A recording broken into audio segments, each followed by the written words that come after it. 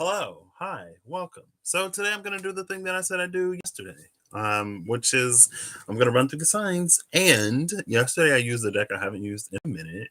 It sits in my deck. I have a like drawers of decks, and then I have a box of decks, and then I got decks in other places. So I went into the box and I was like, oh, I could use a different deck for every element. And I've been wanting to use the rainbow tarot or tarot at the end of the rainbow kind of sort of since like St. Patrick's Day. But then in my mind I thought happy tarot. I had to get the happy tarot to get to the tarot at the end of the rainbow. And then I also thought about the Astro Matrix tarot, and I have the mystical medleys because why not? And then I also grabbed the Starman. And then of course, like I also had to grab the deck of heroes tarot. Obviously, this is like 2, 4, 6 decks, and there are only 3 elements that I haven't done. So, you know, I'm not going to use all of them. I might use the Happy Tarot for like a collective because I've heard the silent invisible masses that say, Patrick, you're too whatever. Why can't you just be like nice and happy? So I have the Happy Tarot here to be nice for me. And by the silent invisible masses, I mean like I didn't hear anything, obviously. They're silent, you know? Meaning that maybe no one's saying it, but I'd like to, I don't know, I've been thinking about it. So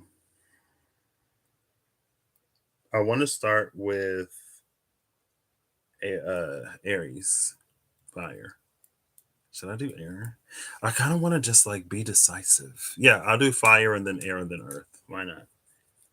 And I'll follow the same format as I did last time. So it'll be cardinal, mutable, fixed. Cardinal, mutable, fixed. So it'll be like Aries, Sagittarius, Leo. And then it'll be Libra, Gemini, Aquarius. And then it'll be Capricorn, Virgo, Taurus. Hopefully, we'll see if I can keep this video under 2 hours. That's the goal. That would be nice. So, the longer I waffle here, the quicker I can get to that mark, right? So, if I'm doing Aries first, fire signs, I'll do tarot at the end of the rainbow. Why not? Oh, goodness. And I'll also pull up my little sticky note so I can get timestamps. Or should I not do timestamps? I'll do timestamps. I didn't do timestamps for the last one. I almost went back and put them in there, but I did not. I declined to do that. So let's see. I'll type out the order: Aries, Sagittarius, Leo, and then Libra, Gemini, Aquarius, and then Capricorn, Virgo, Taurus, Aries. And I said I'm starting with the tarot at the end of the rainbow. This is brave. This is very brave. I am so brave. Because some of these, it's oh no. It's fine. I'm probably not going to use the Starman because I should use the Starman in the Dolly Tarot. I can't remember if I got myself the Dolly or if it was a gift from someone. Yeah, that happened. I can't see my face. Let's put this here. So it'll be like a 10. It'll be a Celtic cross, basically. Or what I remember of the Celtic cross. There are slight variations on all of them. But I don't like to do outcomes. So I make the 10 spot something different. Sometimes I know what it is. Sometimes I don't. But this is all about the flow. I'm going to try to like not necessarily do it card by card by card by card. But like overall, like zoom out a little bit and we'll see. Sometimes I try to explain how or why I end up at the conclusion that I ended up at. and then I kind of lose it. It's just a fun exercise. If it resonates, take it. If it doesn't, don't, as always. So Aries, I'm going to timestamp you for 5:10. 5:10 is like, that's pretty tall. I mean, it's, it's not short. So you have, who is this? She ain't even got a name, just number 9. Oh, this is 11, Justice. You can't tell me that this is Justice? Why can't you just tell me that? Oh no. Oh gosh.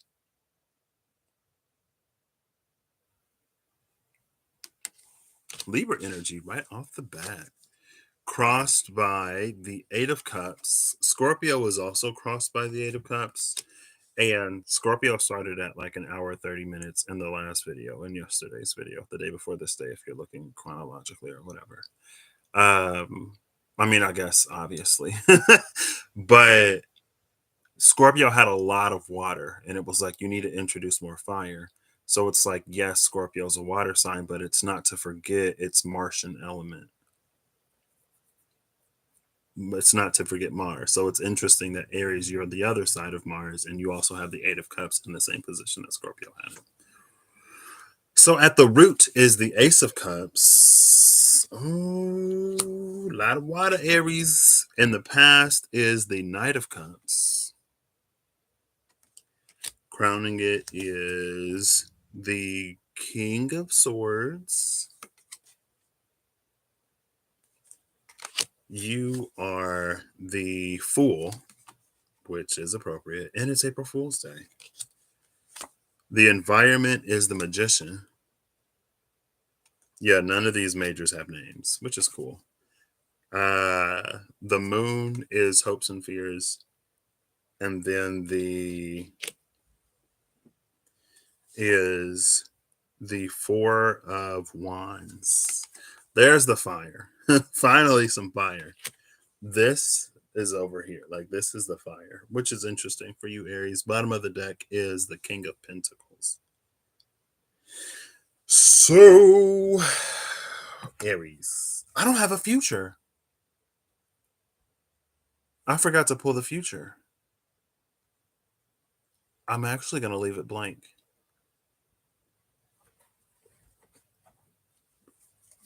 One, two, three, four, 5. I forgot to pull the future. How did I forget the future? Well, Aries, it's interesting that for you, like, the only fire is in this. Everything else, there's a lot of water here. A lot of water. Mars is in Cancer, so maybe that's why there's a lot of water in martial energy and Mars energy, Aries and Scorpio. It feels like you are also in this energy of making things right. Maybe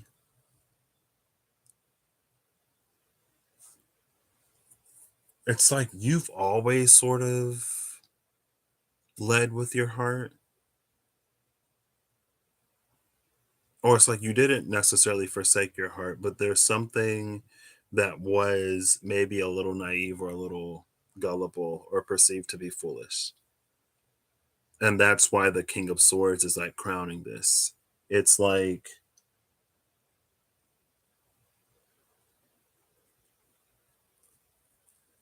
it's about more than just how you feel. Maybe you're the type of person that would like stagnate or stay in positions longer than you needed, longer than was like healthy for you. And maybe that's why, like, in the coldness of the King of Swords, it's for you to like not necessarily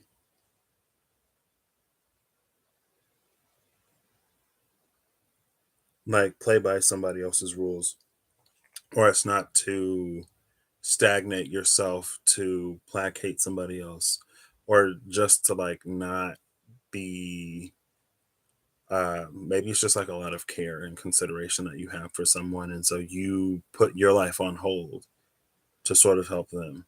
If you've had, like, if you're a parent and you have kids, it's understandable. But once your kids become of age, then you can like live your life for you, right?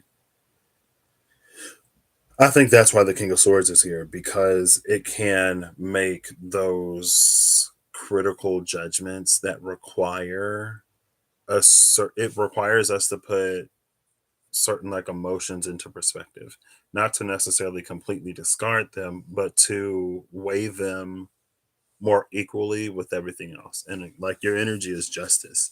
I was actually going to put reversals in here because as like a flip of the polarity of that energy. So like if the environment had a reversal, maybe that would be like more indicative of like your effect on the environment than how the environment affects you. And like if the past was in reverse, then maybe it'd be like more future. You know what I mean? I was just gonna play with it and see what it felt like. I forgot. I just remembered.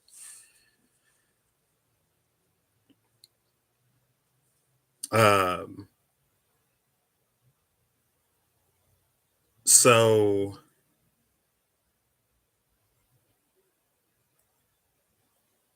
your future is wide open.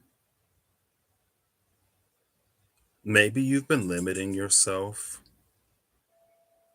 for a while. Not, it doesn't necessarily feel like that. What does this feel like? Like it, the magician in the environment makes it feel like you're being encouraged to be creative. With you being the fool, it actually works to your advantage. Hopes and fears. Ultimately, with the Four of Wands, everything is going to work out. Again, I kind of like all of this happening under the umbrella of fire because it's almost like you've reached a point and position where you are going to be you. Like maybe in the past, it was maybe like you changed a lot for other people, or you were more willing to like experiment to like fit a certain shape, and not necessarily in a way that wasn't you, but maybe in a way where you weren't fully taking yourself into consideration. It's almost like in a movie. I've seen it in like movies and TV shows. I don't necessarily know somebody out like this personally, and if I don't know somebody like this personally, am I the person? Anyway, but it's like, oh, like I've noticed that you're really into skating right now. Like, what's going on? You're like, well, there's this one guy and he skates. And so, like, I'm getting into it. Or like you're getting into whatever, someone else's interests. And ooh, I keep kicking the camera. 1 second. Why am I so aggressive today? I need the happy tarot now more than ever. Um, and like it's fine to expand your interest and to broaden your horizons and to be open to new things, but maybe it was a little too externally motivated and focused. It might not have been a bad thing because it might have gotten you outside of yourself enough for you to like, it's almost like maybe somebody showed you something outside of what you would have necessarily thought to experience. It's almost like an introduction of a non-native species. Ariel, hello. How are you? Your kids keep pranking you. You need a distraction. Today is April 2nd. It's Tuesday, April Fool's. It's the 1st and it's Saturday. There you go. I got my obligatory April Fool's prank out of the way. Like I almost forgot that today was April Fool's until I was like talking to my mom about something. Cause I haven't really, I like I already said, I don't really participate um, too extremely. But it feels like someone, excuse me, they bring something into your experience or your knowledge or your awareness that broadens you. Again, it's like you're already open. It just like really pushes the envelope even further. And with the magician in your environment, it feels like you're inspired to be creative. or like someone is, maybe your creativity is being appreciated. With you being the Fool, there might be this energy where it's easy for you to not feel up to snuff, or to not feel like you're on someone else's level. But it's like a fresh pair of eyes. Like it's almost like that's what the situation needs. The situation needs someone who isn't a specialist, because sometimes with that comes a certain level of indoctrination. Or is it indoctrination? Indoctrination. Indoctrinated. Because it's like, if there are certain things that you assume to be true because that's what a textbook says or that's what someone else says, and then you gather more knowledge and more information based upon those assumptions, it can be hard to spot potential flaws in that. And maybe it's not flawed all the time, maybe it just doesn't necessarily particularly fit the situation, or it's like, because it's assumed to be true, you don't even think to question a part of it. But then it's like the person who isn't classically trained or educated at blah blah blah whatever, that's like, why are you doing it this way, or like, can you explain this to me, can you explain that to me? And it's like, in that there may be something that like comes to pass. And I guess I would just say, like, don't fear the unknown. If you are trying not to fear the unknown, if what you hope for is something that you've never seen, witnessed, or experienced. With the moon being in like hopes and fears. It's like you hope for something that you've never known, fearing everything that you don't know. It's like, well, how do you get there? Your own mother sent you a photo of your child with red paint all over her eye.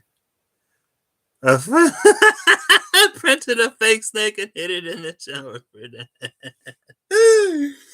Oh, grandma's getting in on the pranks. I love it. That's kind of cute, though. It's kind of cute.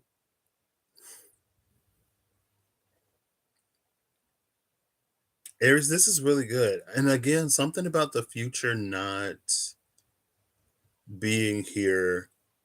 That moon fits. Hey, Holly, how you doing?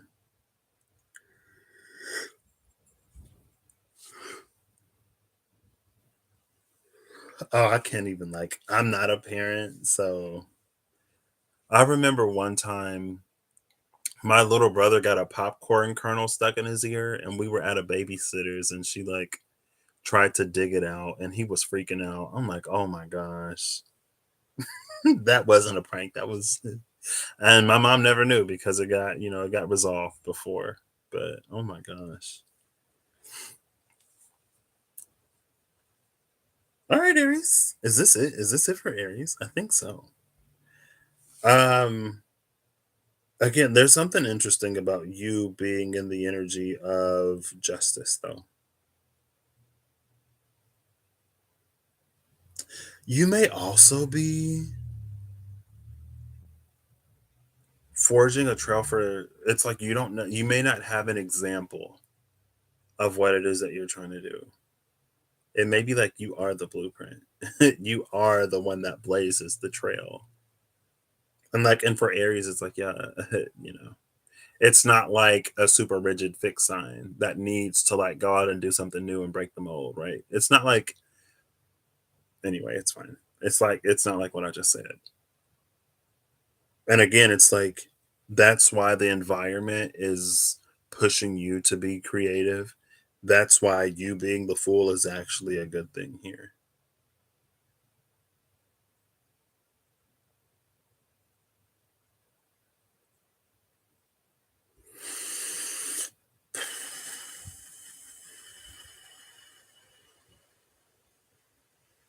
We just need you to be you.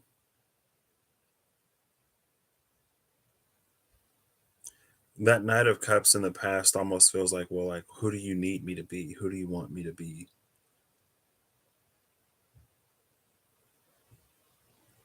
Maybe with justice in the present moment, it could be you.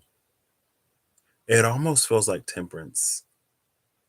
in a melting pot, bringing multiple things together type of way. So maybe there are certain things that like you wouldn't have acquired or experienced or you wouldn't had considered if it wasn't for other people. And now that you're moving into like a, well, what do I want for me? What do you want for you type of energy? It's like you don't necessarily have to completely forsake the things that you've gathered along the way because they might actually end up helping you, which contributes to what you're bringing. Again, but like with the current situation being major arcana Libra, and then 3 out of 4 of the cards in the sword of the Celtic cross being like major arcana, the fourth one being the Four of Wands. Like the Four of Wands is just like where it all comes together. There's a blissful harmony, there's a blissful coming together of all of these maybe seemingly disparate things from like both good and not so good times. And again, it's like maybe that's another reason why there is no card for the future, because it's almost like there is no recipe. Just do something with the ingredients that you've been given. So that would be your title. Ooh, less than 20 minutes. Let's go. All right, moving on to Sagittarius, because I don't want these to be super long. I'm just like, I'm trying it, We're trying it on for size. Really?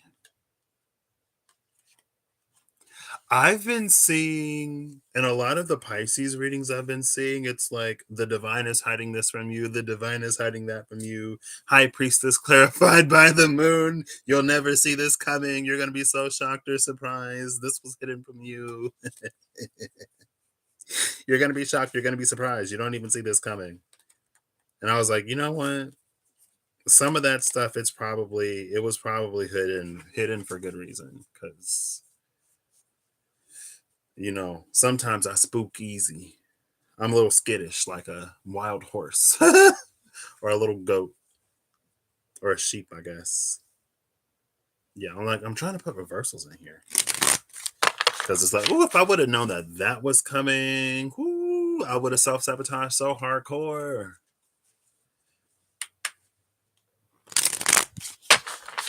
Anyway.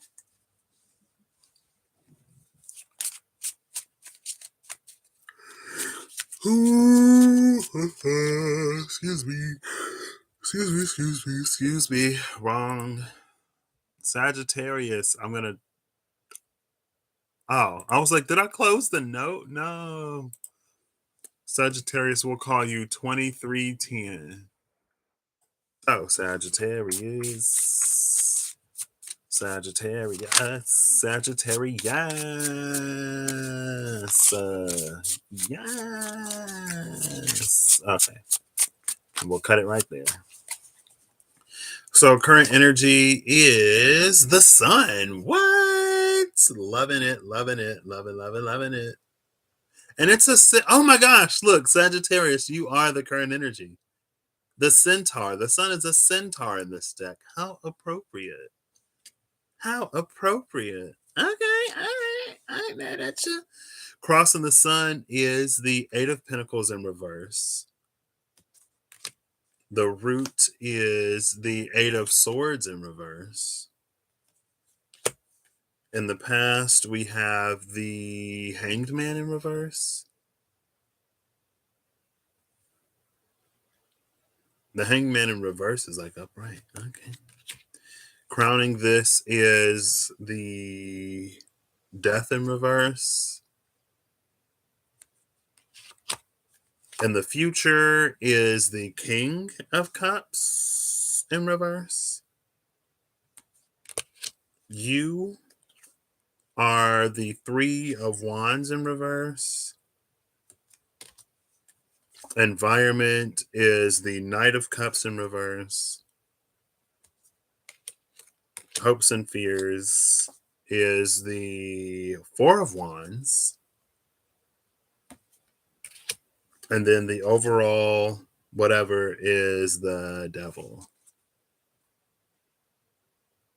which is like Cthulhu. So much of this is in reverse. When you feel ready to step out into the world and you always saw yourself as being in the spotlight for something, and now you're questioning if you even want to be seen. Honestly, for a hot second, low key, that's kind of relevant. Like there are some things that I really wanted. And then some days I'll be like, do I even want it? I'm like, I don't know. It's been a little weird. It's been a little weird.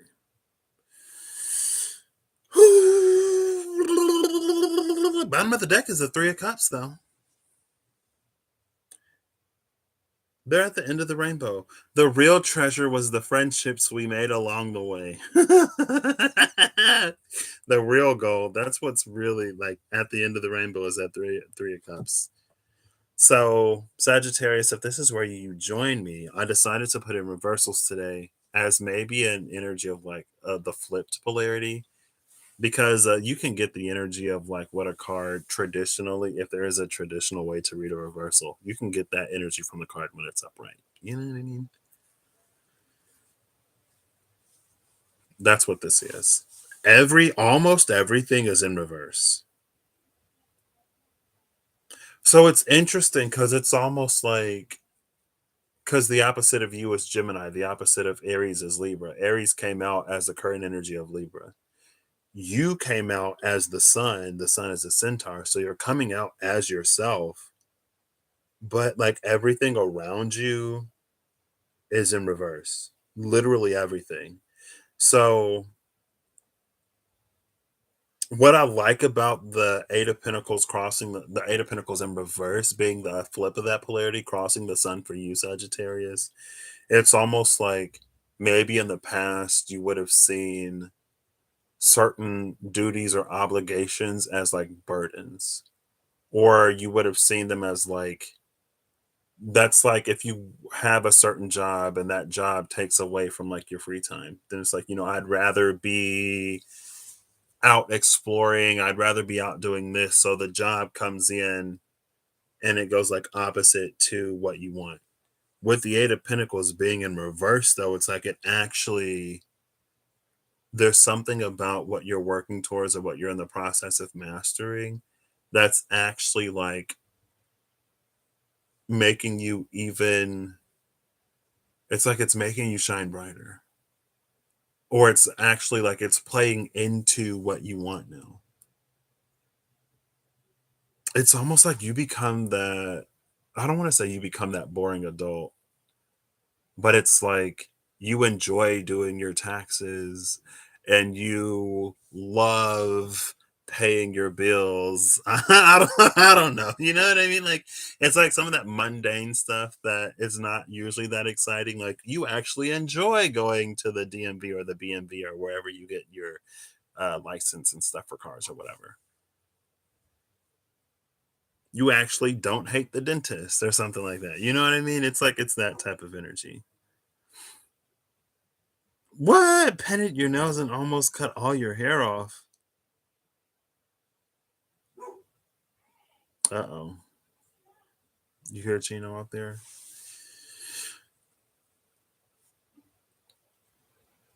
So it's almost like what was in the past is in the future. What was in the future is in the past. What was at the root is crowning it, and what's crowning it. It's like there's a lot of it's like there's so much.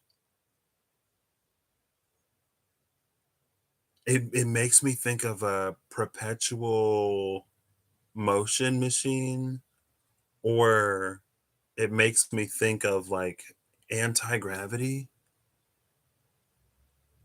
or something like that. I don't know if you've ever seen a video, but it's like if you freeze a superconductor, there's like a magnet that they freeze, and then it sits above the like here's the whatever the metal, and the magnet sits above it. And if you push it, there's like basically no resistance, zero friction. And so you can move a lot faster because you're not losing energy to friction forces. But there's something about like the energy turning here and the energy turning here It is almost like you might be sitting in the nucleus of an atom type of energy where everything is like moving around you. I don't know what this is. It almost makes me think of that, like you are the. It was your Lafruma soft launch rune reading. Because I think Pisces' title was like, you're both the sculptor and the sculptor. But Sagittarius had a similar ish energy. It's like you're the creator and a part of the creation or something like that.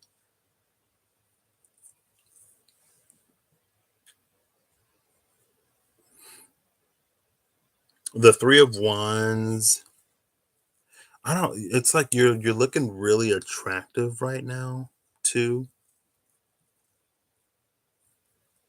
Like there are so many reversals here. I don't even I don't even know how to read this. Cuz it's and then the Hanged Man is also here. The Hanged Man came out in the position of the past, but it's reversed. The Hanged Man reversed is almost like whatever whatever you had to gain from being in a different perspective, you've gotten it. It's like after like Odin hanged from the world tree, hung from the world tree to learn the secrets of the runes or whatever. And then like when you get off of the tree and now you have the knowledge of the runes and you're like, you're this whatever in your everyday life. And that could be the Eight of Pentacles too. It's like your everyday life now is a part of that which makes you happy or shine or something like that. Again, like your obstacle isn't an obstacle.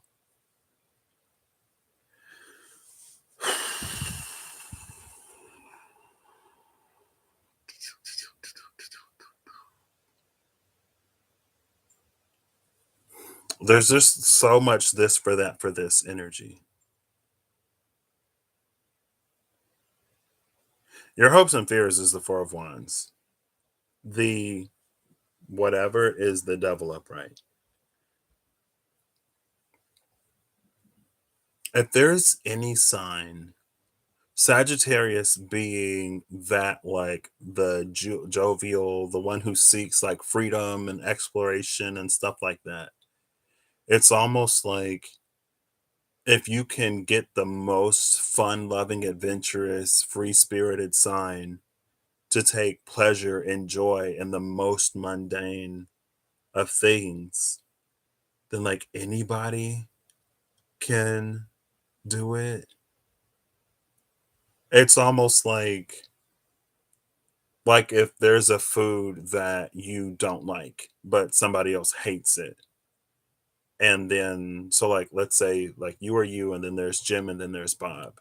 Like you don't like dark chocolate. Jim hates dark chocolate, but Sally is like Bob makes this amazing dark chocolate whatever and even Jim likes it and Jim hates dark chocolate. And then you're like, "Oh, well if like Jim hates it and even Jim likes it, then maybe I'll like it." Cuz Jim hates it. Jim would never. So something about it must be whatever.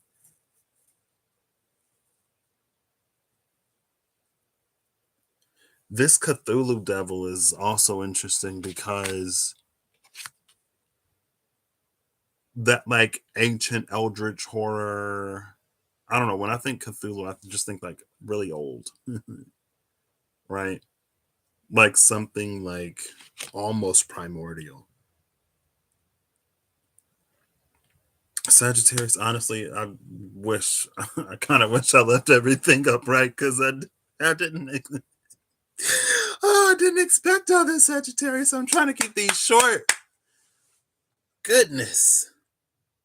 I'm like, how do I even read this? See, okay. So maybe some of these reversals are going to kind of be like the opposite.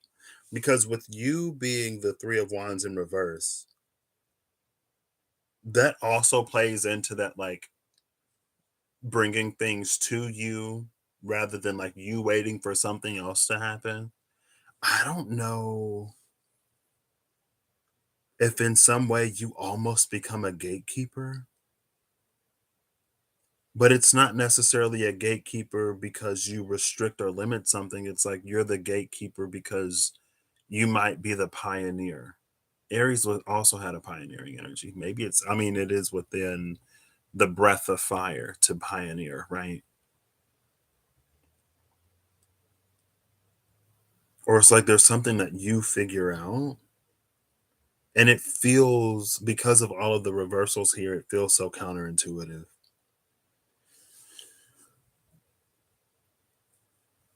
I think there's also a little bit of like not necessarily worrying about the things that you don't know or can't control. And that's because of this. It's like if this were upright, it's like this is you being sort of like trapped in your own mind and needing to go through some kind of death and rebirth process to escape that. But with it in reverse, it's almost like it isn't even necessary. Like you don't even have to do that in order to move forward or in order to get what you want. It's almost like you don't have to suffer to be healed type of energy. Or it's like you don't have to take a bitter medicine to be healed. There's like a sweet medicinal or something like that.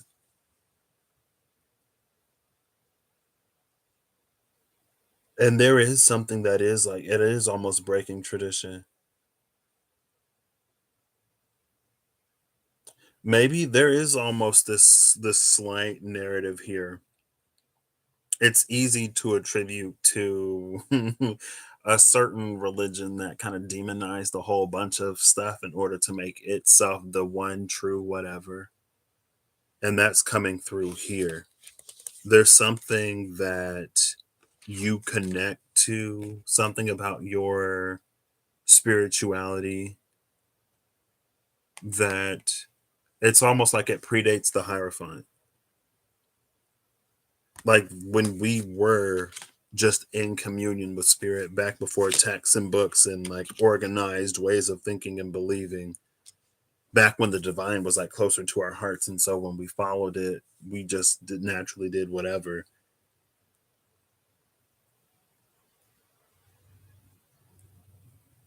Um, I don't know if you necessarily become a spiritual authority,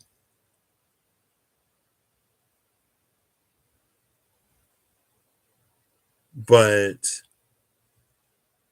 you might almost sort of be put in that position.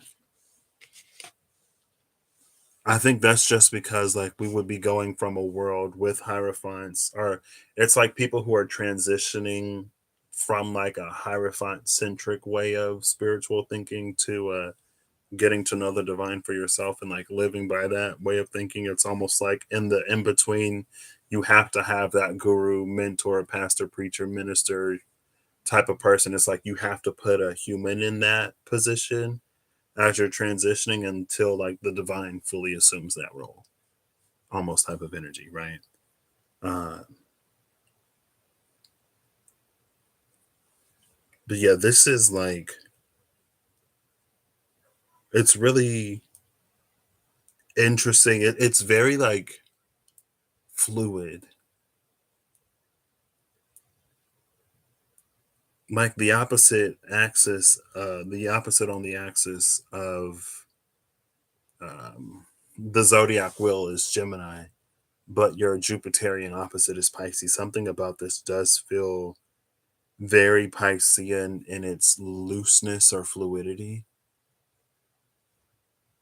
but it also feels very Gemini in how it's like in the moment. It's like it's a consideration for life as it's like presented and as it's lived. Honestly, it's like the sage gets out of his tower or her tower, their tower. The sage gets out of their tower and they interact with life. And at first, it might be a little bit like, well, this isn't what like my textbook told me. This isn't what my thinking and isolation would have had me to experience. But it's like once you immerse yourself in it, it's like you find maybe that's why the mundane doesn't take away from your freedom anymore, or it doesn't chip away at your wanting to be whatever. I don't know if it's because you realize that it's a part of life, and when you accept it as a part of life, you can find things that you enjoy about it. So that way you suffer less. Maybe you get a new job and the job is better, or like you get like you bond more with your coworkers, or like you don't hate work as much as you were for whatever reason or something like that. I don't know. But it's like again, because you would usually think that the dedication and like the process behind the Eight of Pentacles mastering something would take away from sun energy, but it doesn't. It's like, congratulations, Sagittarius, you've lived long enough to become the boring adult. But you love it, and it looks good on you.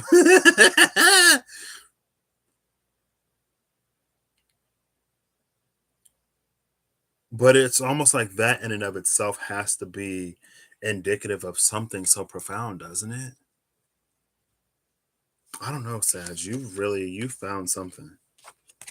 I'm gonna flip these as I put them back in the deck. So there you go, Sagittarius. I don't know where you at or what you're doing. Again, it's like you're at in the nucleus of the atom, and everything else is flying around you. Which almost it plays into that like you are attracting rather than being attracted, because the protons exist in the nucleus with the neutrons. The electrons are outside of it, right? I got a fidget spinner, um, and I was thinking of how it's like an atom. I was literally just playing with it. Where did it go? Where did you go? Where did you go? It's kind of dark. I can't see. I don't know where it went. But it's like that electron. There are a few different models of the atom. Um, and now we have this model where it's like a probability of where the electron is because they're constantly moving. They don't stay still, they don't stay stagnant, but they move so fast that it's almost like they can be in two places at the same time. That's kind of how covalent bonds work, if I'm remembering my chemistry right. And I think I am, but I might not be, but I think I am. That's how covalent bonds work. It's basically like when atoms share electrons rather than like an atom taking an electron and another atom sacrificing that electron. It's all about filling the outer shell, having the most electrons in the outermost shell as possible. So, if your first row periodic table, it's two. Hydrogen has one, helium has two, and it's good. Everything after that, the outermost shell is eight. And so if you have an atom that only has like one or two electrons, they're more likely to just give those up than they are to try to get like seven or six electrons from somebody else. If you have an atom with six or seven electrons, they're much more likely to accept one or two than to give up six or seven. And when one atom gives up an electron in order for another one to get it, like that's sort of ionic. Hold up.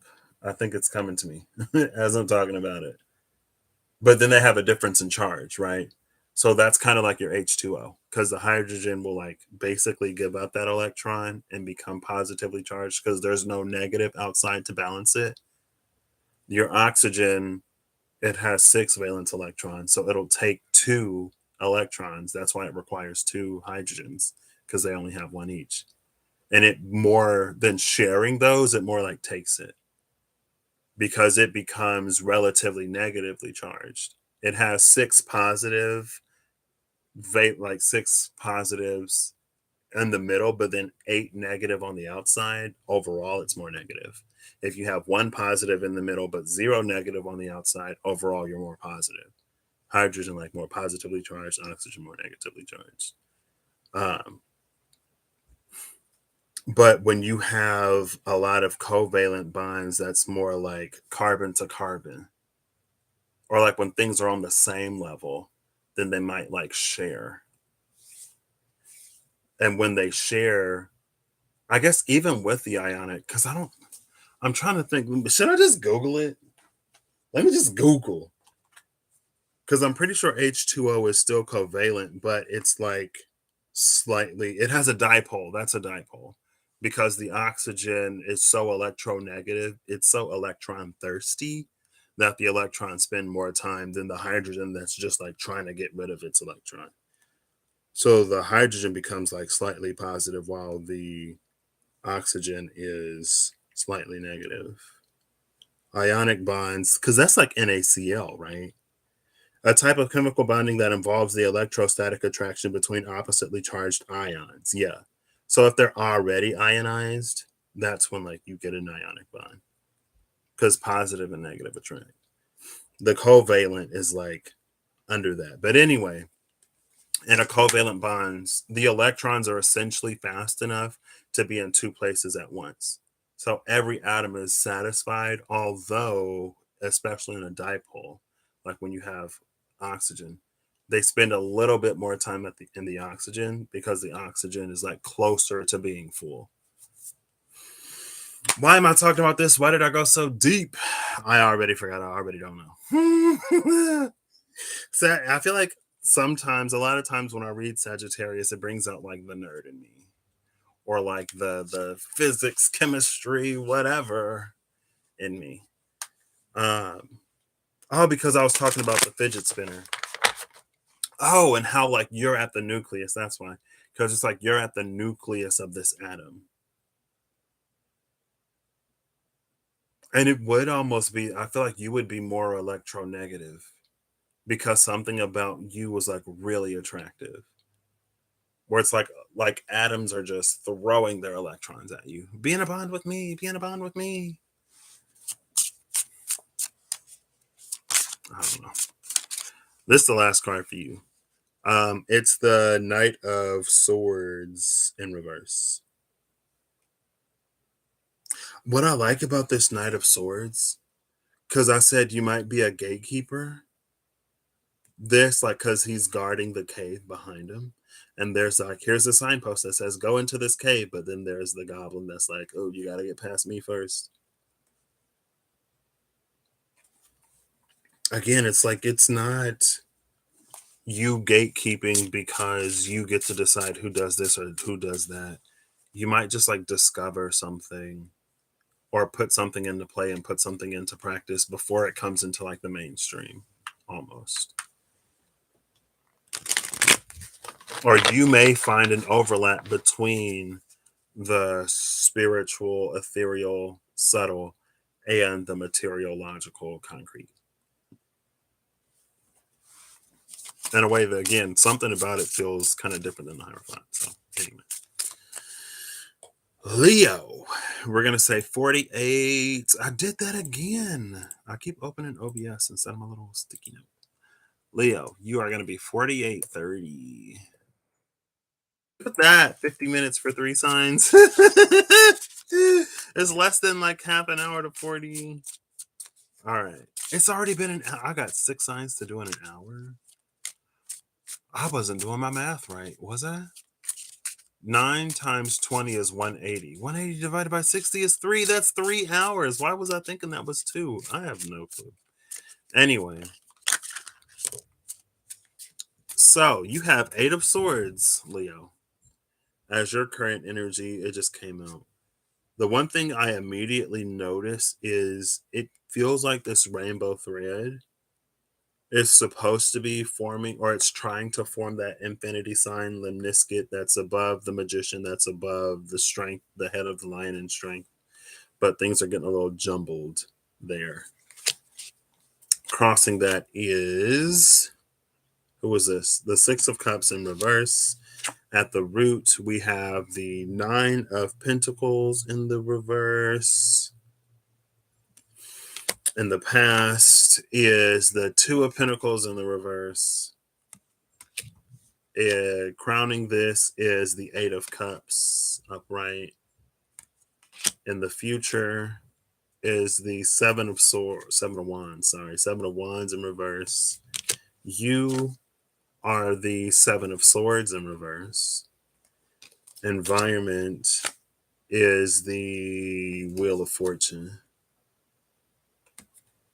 Hopes and fears is the World. And then the overall overarching whatever is the Queen of Wands. So Leo.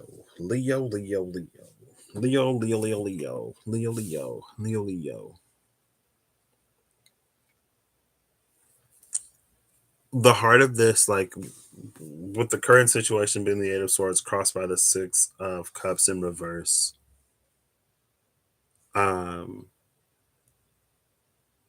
it is almost like something that you don't see and that you won't find if you look back. Reversals were supposed to be this flip of the polarity, but it's not necessarily feeling that way. Or it's not necessarily always reading that way. But I guess that kind of is it. It's like instead of looking to the past, you should be looking into the future.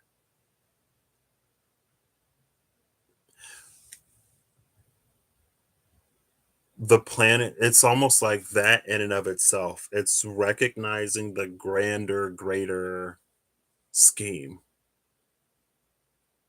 Because it's like the planets move in a relatively predictable enough fashion that you can create ephemeruses and that you can get on an app or a website and see what the transits are going to be in a week, 2 weeks, a year, whatever. Because everything moves at the speed and at the rate that it moves at, held together by laws of like gravity and stuff like that, physics.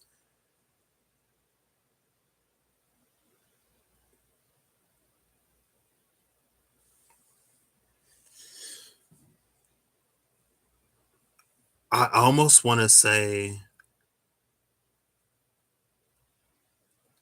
like, at the same time that you are maybe not seeing something, or there's almost this like putting the cart before the horse type of energy here. It's almost like you might have a mindset that like you need money to start to do this, but it's like if you start doing that, then you'll get the money. It's very like if you build it, they will come type of energy here. Um, I think there is a certain resourcefulness that you've had to have in the past. It's almost like you've had to get really good at balancing like finances and budgeting and scheduling to make sure you have the time to do all of the things that you're committing towards or committing to.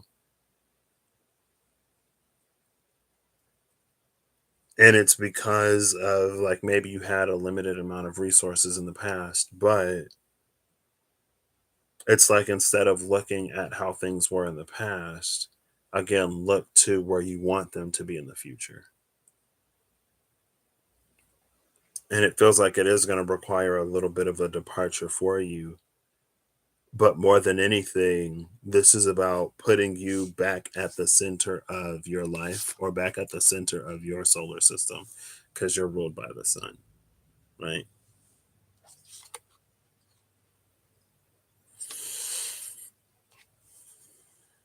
Things are definitely changing. And it feels like there's a part of you that really is manifesting, hoping for, looking forward to change. But there's also a part of you that might be afraid of it. And I don't know if that's because, again, maybe because you had to be so resourceful in the past, it served you to know what to expect. It makes me like I talked to my grandma a minute ago, and she was a young ish mother. Not like super young, but not like established necessarily either. That part doesn't matter. My grandma was like, because I think I asked her why she came back here. And she was like, I was comfortable enough in this area that I knew I could raise my kids here.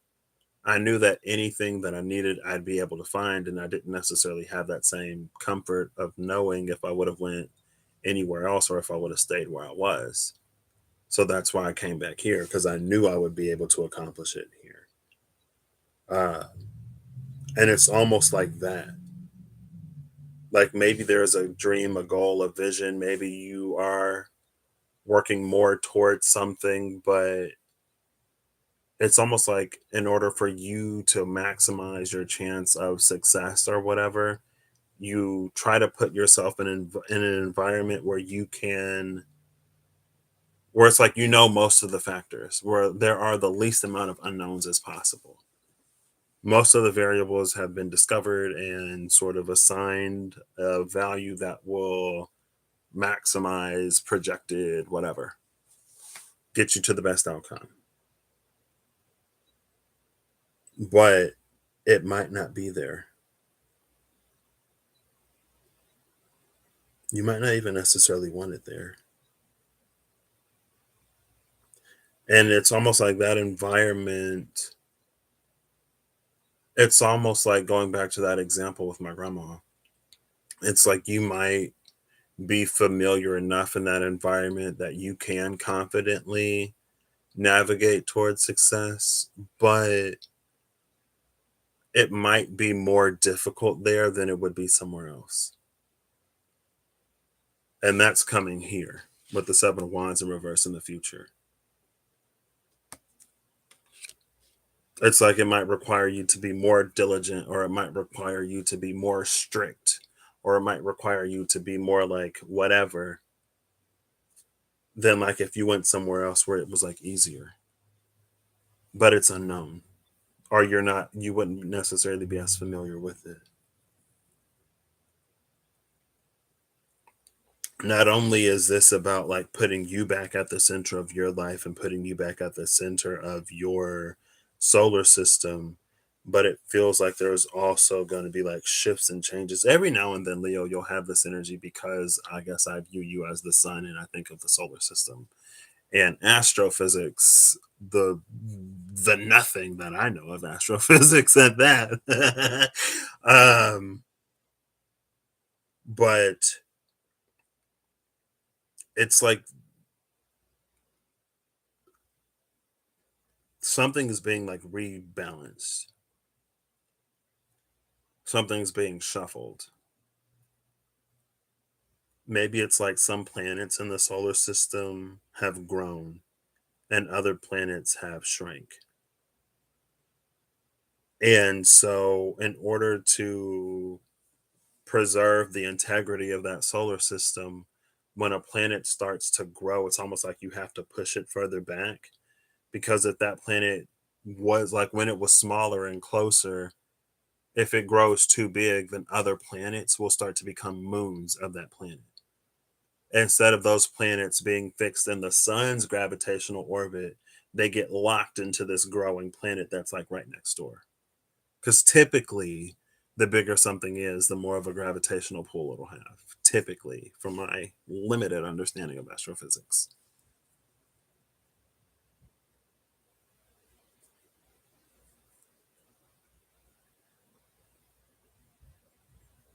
And so that might just be like you maintaining a knowing of what's important and not getting lost in whatever you're pursuing. And maybe that's why, again, something about the Nine of Pentacles in reverse in the root, it's like the focus shouldn't be how do I reach this financial sort of, or maybe it's like the focus shouldn't be on the money when it comes to financial stability and security. The focus should be on another thing. It makes me think of like all of the people that I've heard that say like instead of asking like how do I make more money or how do I make $1,000 or whatever, like ask the question like how can I be of service to the point where like people pay me that money. Like it's almost like it's that like focus on the value that you have to give to people rather than the money that you want to receive, because people pay money for goods and services. And so if you increase your value, you'll inherently thereby increase the amount of money that you get for your increase in quality or whatever of the good slash service that you provide.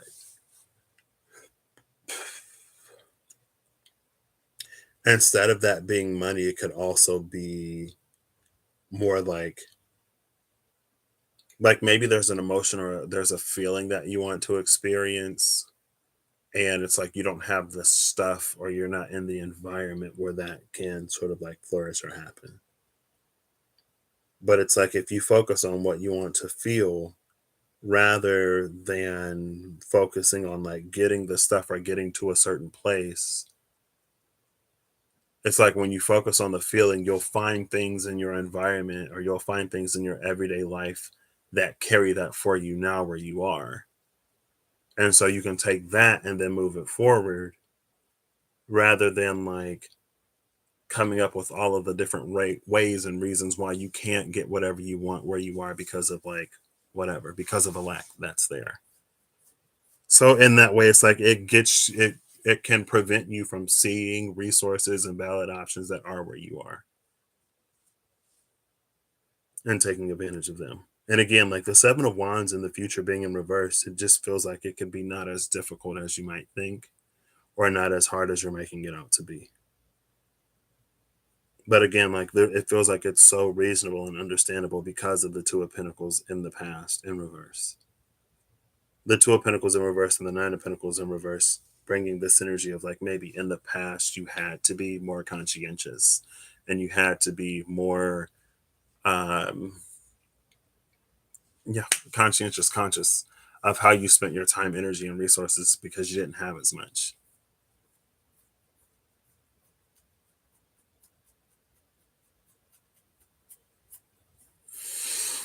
I feel like the one energy I haven't necessarily talked about or touched on is the Seven of Swords in reverse as you.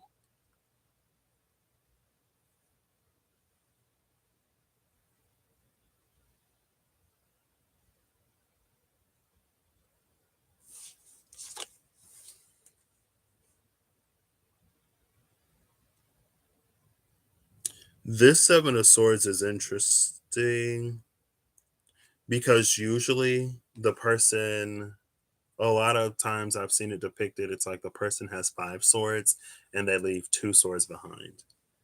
This person is taking 6 swords and there's the one that sort of fell because there's too much. 2 tied to the back and 4 in the hands. One of them falls and it's the red sword. Red being the color of the root. The root, the Seven of Swords is in reverse. The root is that Nine of Pentacles in reverse. A root in reverse, again, can be affected or impacted by our ability to feel that like we have a stable foundation, basically.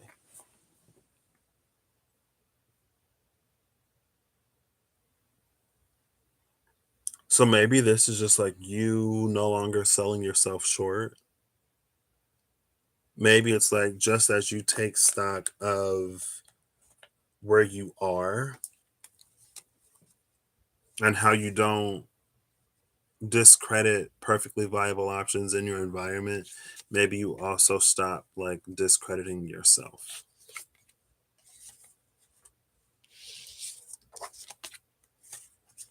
I don't know, Leo, but that's for you.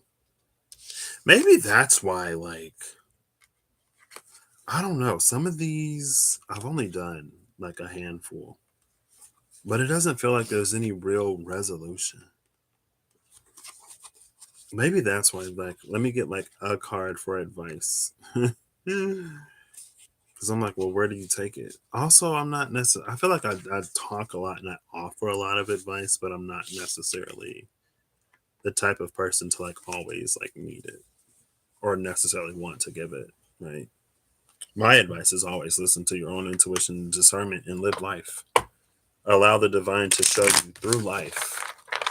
Like if you're present, you'll become aware. You'll know. But there are some things that take us out of that presence sometimes. Fire signs, your last and final card is the Two of Wands, upright. There's like, I feel like that explains like that pioneering, fresh start, like go and do it energy for the fire signs. It's right here.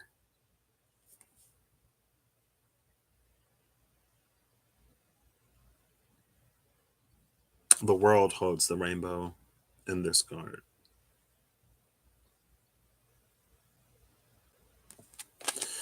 Bottom of the deck is the Knight of Swords. Is that the page? I'm calling him the Knight. The Knight of Swords in reverse. The one that was in reverse for Sagittarius. And like so for Sagittarius, that was the gatekeeper. Sagittarius was the gatekeeper, but they weren't gatekeeping. Sagittarius was being viewed as a gatekeeper because they were the pioneer. So it's like, well, Sagittarius is the one that has the answer because Sagittarius is the only one that's out there doing it. So obviously Sagittarius knows something that we don't know. If Sagittarius is the only one that can like make it work.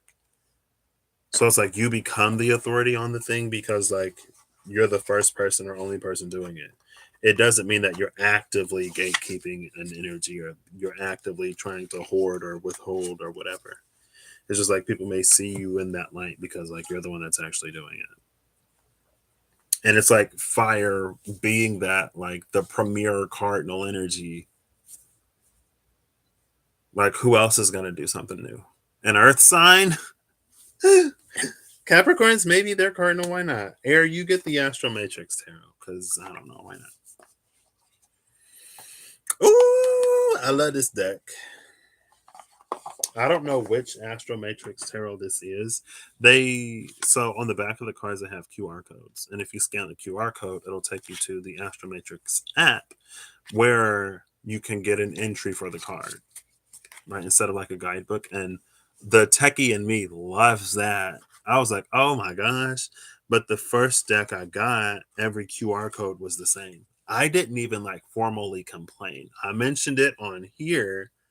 And then like a day later, a few days later, it came in the mail. I got a second deck in the mail, and that one had QR codes that corresponded to the cards. So I don't know if I got a misprint. Like they rectified and corrected the situation with me without me even having to say anything to somebody. So I was like, oh, that's cool. But Libra, Libra, Libra. I keep doing that. I'm going to say you start at 108, Libra. 108 is the Libra. 10800. Libra.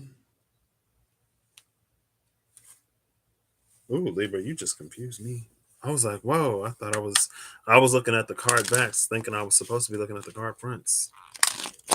Girl, okay, Libra. As soon as I say your name, you no longer want to shuffle. That's fine. Just relax, Libra. Take a second. Breathe with me, Libra. In like a strong inhale.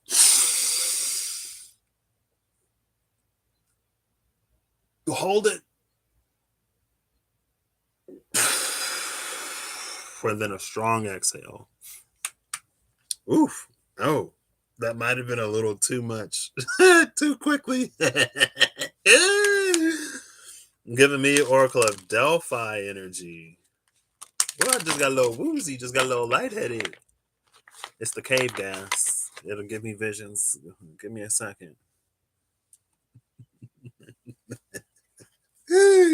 Sometimes I am low key a little bit like, why am I the way that I am?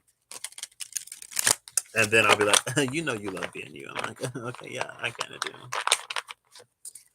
All right, Libra. So I am doing a Celtic cross, and I'm trying my hand at not having like 5-hour long videos. Or I'm trying my hand at like being able to like read topographically. Sometimes it's easier than others. Sometimes I find a little bit more success. But also in the topography, if there's something interesting within the topography or something that needs to be said or expounded upon or mentioned a little bit more, then I'm going to do it, right? I'm not going to necessarily sacrifice that for the sake of brevity. So, not saying other people do, not saying other people don't. There's one person, I forget her name. I don't know her name. She just pops up on my like the recommended or whatever. Her videos are like consistently 10 minutes and they feel so complete when I watch them. I'm like, oh my gosh, Patrick could never, ever. And I'm like, it's fine because it's not for Patrick too. So, but I do want to try my hand at it. So I'm trying to read it a little bit more topographically. I mean, it would also go a little quicker if I wasn't necessarily naming out every card, but I guess since you can't see it, then I'll tell you it's fine. All right. These are feeling a little sticky. I haven't used these decks too much though. So that might be another reason. Like very clumpy. There we go. I feel like we're loosening up a little bit now. For Libra. There you go. Libra, your current energy is the Knight of Cups in reverse. The Knight of Cups is a little bit of a repeat offender today. Maybe? I don't know. We're on a new sign. The Knight of Cups in reverse. I'm reading reversals as a flip. I'm reading reversals however they come out, but the intention is like a flip of a polarity. So if like the past is reversed, then it might be more indicative of like the future, or it might have a heavy tie onto the future or may play on the future. If the environment is in reverse, then it might be like your effect on the environment more so than the effects of the environment on you. Or it might be like the environment asking something of you rather than the environment like trying to change you in some way, right? But again, it like however it comes out is how you are crossed by the Four of Pentacles in reverse. The root is the Wheel of Fortune in reverse. The past is the Seven of Swords in reverse. Our crowning energy, crowning all of this, is the King of Cups, who I feel like we've also seen today quite a few times. The future is the Six of Swords. You are the Lovers. Aw, that's cute. Environment is the King of Pentacles. Hopes and Fears is the Queen of Cups. And then the overall whatever is the Page of Cups. The Page, the Knight, the King, and the Queen of Cups are all here. Every member of the Court of Cups is on the table. What's interesting is, for the most part, the cards in the sword have been like all upright. Leo had one that was in reverse, but 3 were upright. They were all upright for Sagittarius. They're all upright for you. I've done 3 signs, including reversals. I forgot to do it for Aries, so Aries also doesn't Aries doesn't have a future apparently. they do, but it's not for me to read in any capacity. So bottom of the deck is the 9 of Cups in reverse. There's also a lot, like it seems like a lot of water heavy energy, which is fine. Like, don't get me wrong, but Libra.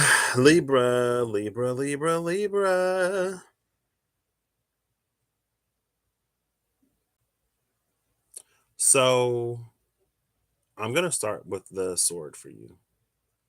The sword is the 4 cards off to the side. You being the Lovers, environment, the King of Pentacles, hopes and fears is the Queen of Cups, overall, whatever is the Page of Cups. I don't like reading outcomes. I don't like pulling a card for outcomes. So I try to make it something else, but I never know what it is. So that's why it's like the overall whatever. Um, with you being the lovers, it's like you are the one that makes your choices and decisions. With the King of Pentacles in your environment, a lot of the environmental energy is like it's what the environment is asking you to be. That's how it's coming out today. It's like your environment is asking you to make choices and decisions that will lead you to create a life that you enjoy. It also is going to put you in a position where that's another thing where you are seen by others and you become the example for somebody else. Because the King of Pentacles, like his kingdom benefits and thrives, but also like he sows back into, like the King of Pentacles is the one who invests in his wife, into the Queen of Pentacles, into his children, into the people of his country, into like the development of his country, into other people. The King of Pentacles is the investor. The King of Pentacles is the one who receives in order to continue giving. The Queen of Cups here and the hopes and fears, it's like she's feeling like pre high priestess, almost like, because again, like it's like you are the waymaker, the path paver, the decision maker in your life. The environment, your environment is trying to position you. It's almost like like you are royalty and you have suitors. It's like your environment is coming in as like this suitor energy where it's like it's presenting things to you and you are the one that goes either like yes or no, yes or no, yes or no. So it almost feels like you may not necessarily be sort of seeking something as much as you are like evaluating the things that come your way in some area and regard. Then the Queen of Cups being the hopes and fears, it's almost like that feels like it might be you like going like, do I know enough? I don't know if it's like it's putting you in a position that you might not necessarily feel comfortable with. Cause it's not like, am I smart enough for this? Because it's not the Queen of Swords.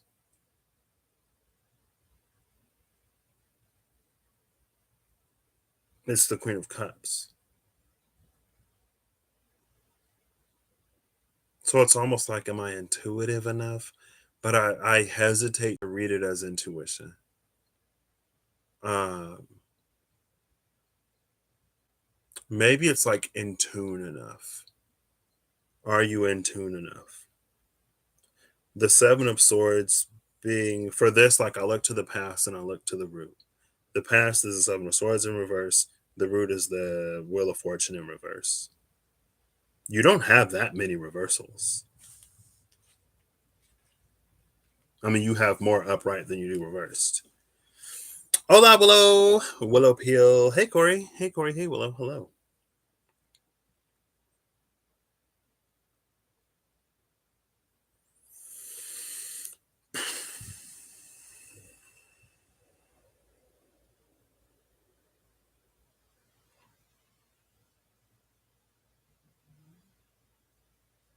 I feel like there's a lot of maybe it's the Wheel of Fortune in reverse at the root of this. And because this Wheel of Fortune in particular, it holds the zodiac and it holds the hours in the day. There are some Wheel of Fortunes that I have that'll show like multiple time keeping whatever. So it'll be like the zodiac and like the time and like something else. So it's like there is an alignment of like multiple things. There are multiple things being taken into account here, which is why the Queen of Cups It's like, which is why this cups energy it needs to be as prevalent because it feels like there are a lot of things happening. And being in tune is the easiest way to like gauge flow. It's like it would be more difficult to like try to come up with like all the transits and like tropical and Vedic, but also to like it's like any and every means of astrological tracking and predictive or um what is like attributive, I guess. Predictive and attributive means, excuse me, it's like it would be too much to try to like do everything. But there's a spirit behind all of it that can communicate it much simpler. And it's like you tapping into that rather than needing to go to like all the charts and stuff like that, right? So, as an example, with the Seven of Swords in reverse, see, this is a Seven of Swords that has five swords and leaves two. Somebody else had a Seven of Swords that had six swords and left one. Um,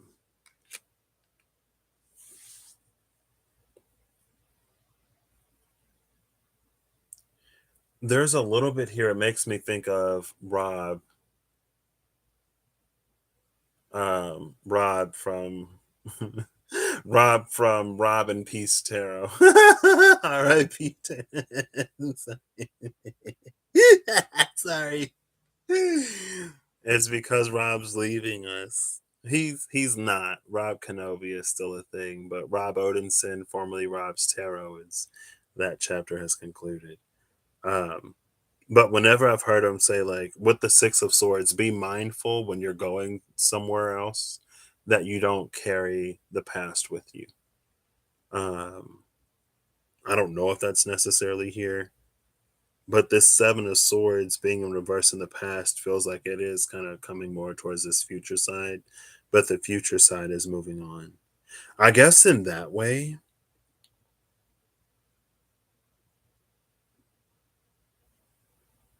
because again, like the environment is asking you to be a lot more decisive and proactive towards creating the life that you want to live. And so in the future, there may be things that like make a return or something that makes a resurgence. Mercury is about to retrograde, so all of the X's are coming back. Get ready for that wave of readings. I'm kidding. Sorry. Sorry. Um, but it's like in the future, you may be tasked with like continuing to move forward rather than going back. Um, maybe there's like something too that you're not. How are you with like vulnerability? That's a good question. How are you with vulnerability, Libra? I ask that because of the Knight of Cups in reverse with that Four of Pentacles energy.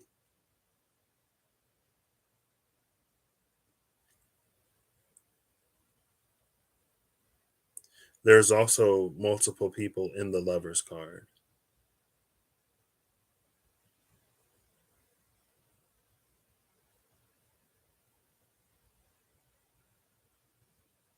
I think there's something coming in to soften you up. And maybe you're not necessarily used to vulnerability, or maybe you're not necessarily used to like a more healthy relationship, or maybe there's a certain like element of community or something. There's something within the realm of emotion that you might not necessarily be used to. And at the same time that your environment is like pushing you to make positive changes that impact your life in the long term in a positive way, at the same time you're also being asked to like introduce this whole element that you might not necessarily have like a lot of familiarity with. And so in that way it may be a little more difficult to like do whatever. I feel like these aren't any shorter, but that's fine. It's fine. I just have to say it. At the end of the day, I'm gonna read how I read, and it's fine. I accept it. Because like if something feels like it's for me to go into, I'm gonna do it. I'm not gonna sacrifice it for the sake of brevity. So definitely, probably not gonna hit 2 hours for 9 signs. So that's for sure. Maybe I also used too many cards. I was a little too ambitious, but it's fine to be ambitious. That's for you, Libra. It's okay to be ambitious. It's okay to disrupt things a little bit.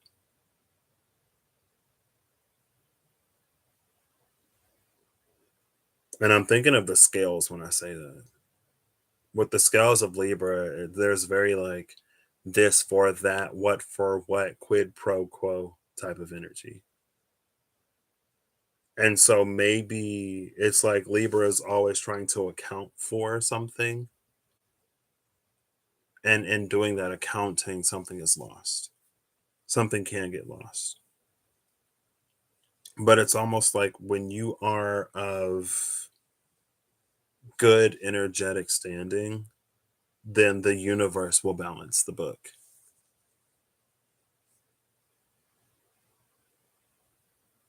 If that makes sense.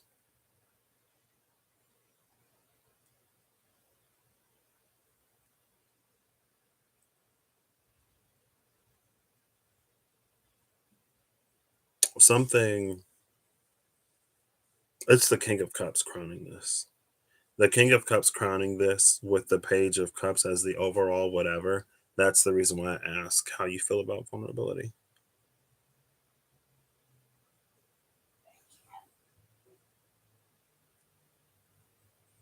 And when you're vulnerable with the right people, like it shows, if that makes sense. The Nine of Cups at the bottom of this, it's like your dreams can be more than dreams. So, no, I'm on Libra. I just finished Libra now. Moving on to Gemini. Gemini.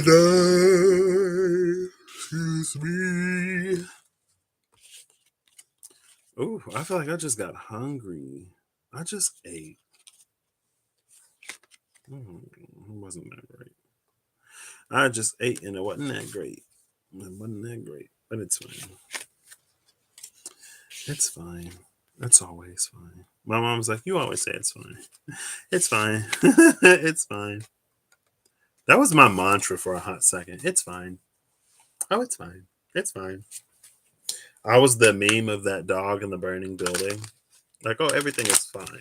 Like everything was on fire, but it's fine. I really want to use the I think it was like not the Muse Tarot. It's the one that has like two of all of the majors and then like two of all the court cards. I want to use that one. Prime Muse Tarot, maybe.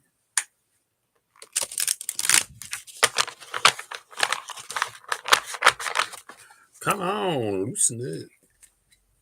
Ooh, Two of Cups and the star at the cup for Gemini. There we go. It's like they're so blocky. Ooh, the Tower and the Two of Cups. What's that song? Don't Fear the Reaper. Gemini, we're going to call you 129. 129. Oh. Excuse me. Gemini. Gemini. Oh. All right, Gemini, let's go. Let's do it. Who flipped over? 3 cards. 3 cards. I'll read them all as one, but man, I thought it was just 2. So your current energy is the Empress, Strength in reverse, and the 3 of Swords in reverse.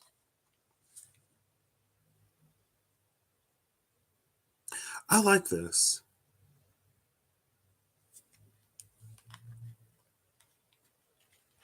Well, that's interesting. I say it's interesting more so than I like it. Crossing all of that is the Magician. If anything is going to cross the Empress, it's going to be the Magician. You know? Like the Empress is like, I want all this and I want all that. And crossing that is like, okay, so how are you going to make it happen? What are you going to do to get it? Oh, did you think that just because you said you wanted it, I'd give it to you? Come on.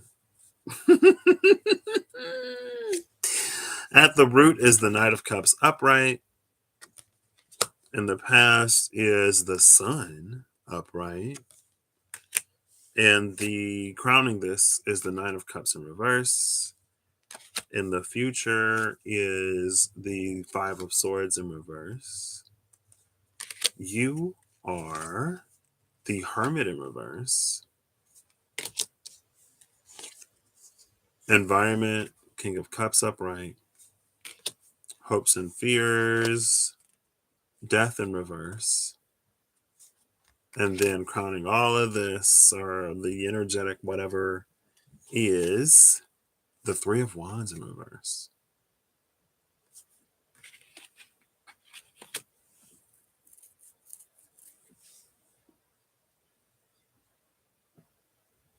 Okay, I'm trying to look at like... Bottom of the deck is the Seven of Swords in reverse. Why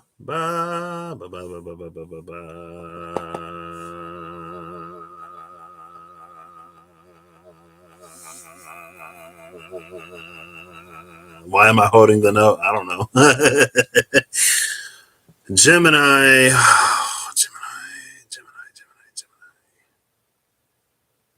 I feel like my head is starting to hurt. Oh gosh, Gemini, you're giving me a headache. Is this the food done text? Please don't be the food done text, because I still got like another hour.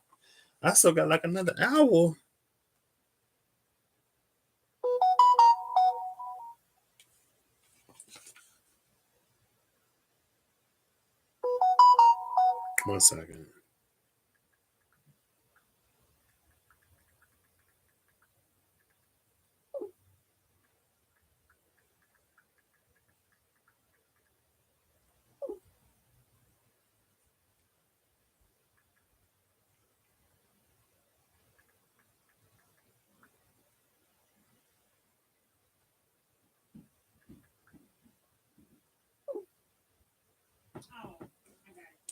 Yep. Okay. Oh, snap. Well, there you go.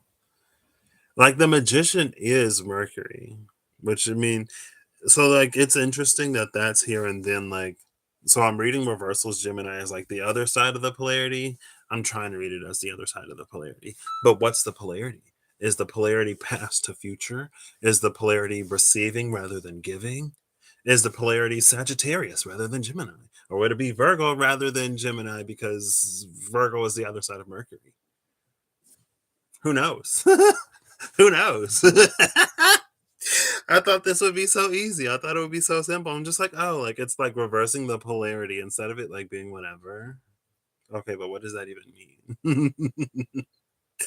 Well, if not the kings and queens, the royalty of the polarity, Gemini, I humbly present myself before thee and ask you what the F is going on. I'm just playing. I'm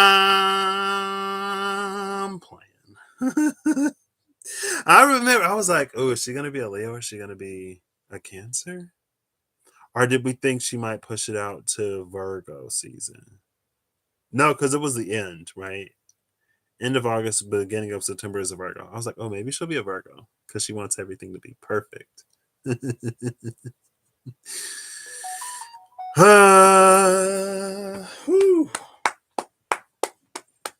need to settle my stomach. Unstable is now on Netflix. I love how I just got the notification that Unstable is on Netflix because you're not unstable, Gemini. Sorry. Oh, look at the Pisces calling the Gemini unstable. I'm kidding. Okay, Gemini. Can we be friends? Can I joke with you, Gemini? No? Okay, it's fine. Well, click off. I'm just playing. Anyway,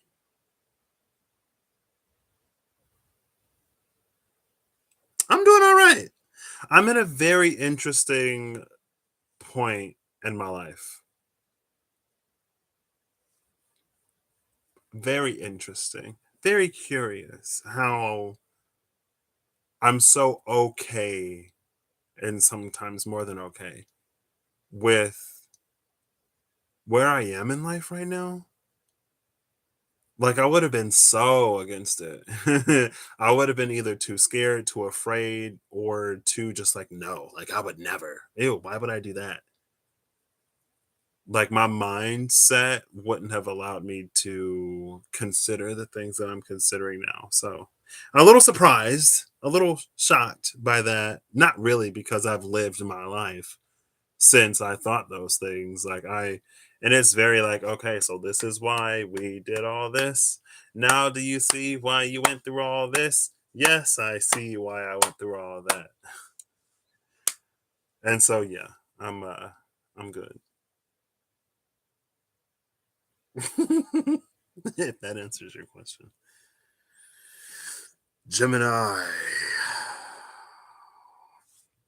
Let's start with your super complicated current energy. Your three cards. Who was it? The Empress upright, Strength in reverse, and the Three of Swords in reverse. I knew what this was when I picked it up, but now I forgot that I put it down. So the Empress upright, Strength in reverse, and the Three of Swords in reverse. Maybe it's not applying pressure where there's almost something about like maybe redefining what it means to be strong. And again, like with the Empress crossed by the Magician, it's kind of that like, I want this, I want that. And then the Magician is like, okay, well, what are you going to do to get it? Because you create this and you create that. This ain't Burger King. You don't just walk in and have it your way. You know what I mean? Um, the past is the sun. The past being the sun and the future being the Five of Swords, even if it is in reverse, it's very interesting. Thank you. I appreciate it. I do my best. um, Gemini, something about like your root and your past on first glance feel better than what's crowning it in your future.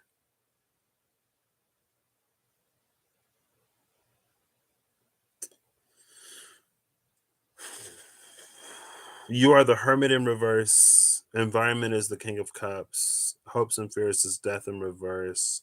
Three of Wands in reverse as the overall. This Three of Wands, it feels like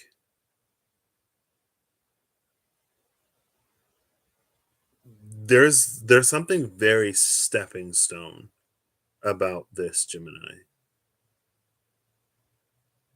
Because the Three of Wands in reverse, it feels like wanting something that you don't even want. Or maybe it's like how what you think you want leads you to what you actually want. Right? Like maybe there's something that you really like you thought that you would love, but then like you went there or then you tried it and you're like, I don't actually like this. Now, maybe that doesn't um demotivate you at all, but little Pisces in me is like, oof, this dream, like this reality ain't living up to the fantasy, and I feel some type of way about that. I'm a little disappointed. I'm a little heartbroken that reality isn't as pretty as the dream was. Um, but maybe for you, then that's fine. Maybe your attitude is like you live and you learn. At least now you know. You know what I mean? But there's something about this. It's almost like the paths that you go down aren't destinations in some way, but maybe it requires you. It's like it gets you in a certain neighborhood There's something because of that, there's something that's very right time, right place about it. Because it's like, well, if I wouldn't have gone to this place, then I wouldn't have met whoever, or I wouldn't have seen whatever, or I wouldn't have experienced whatever. Maybe it's more so that. But it's like where you're being led isn't the destination. That's what this feels like. Um, so just like as you are maybe reevaluating what it means to be strong, or as you are, it's almost like something that motivates you, something that you draw strength upon. It's like you like you hook up to it, and then it gives you juice. It charges your battery. But it's like you're disconnecting it from that, and then you're connecting it to something else. So it's almost like one of those like going green initiatives where it's like you're going solar and you're going hydroelectric and you're going like wind rather than like fossil fuels. You know what I mean? You're developing better batteries to store that energy, to increase capacitance or whatever.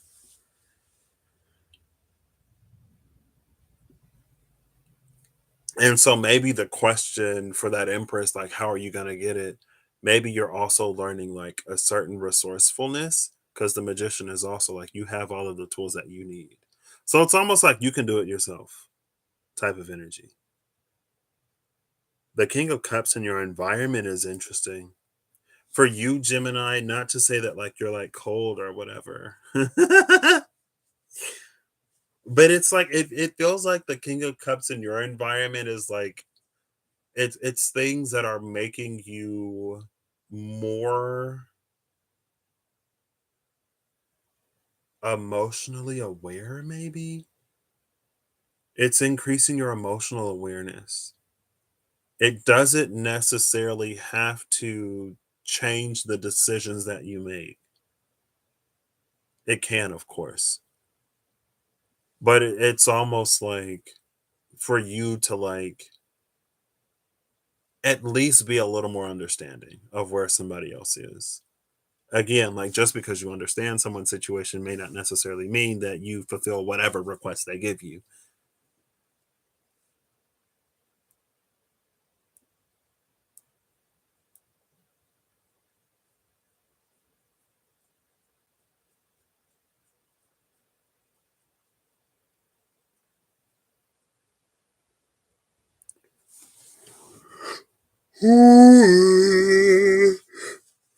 Excuse me. Yes, very like that. Um, the Nine of Cups. See, this is I think maybe that plays into the Nine of Cups crowning this in reverse, playing on that Three of Wands in reverse. I think somebody else might have had an energy, but it's almost like it's not about what you want.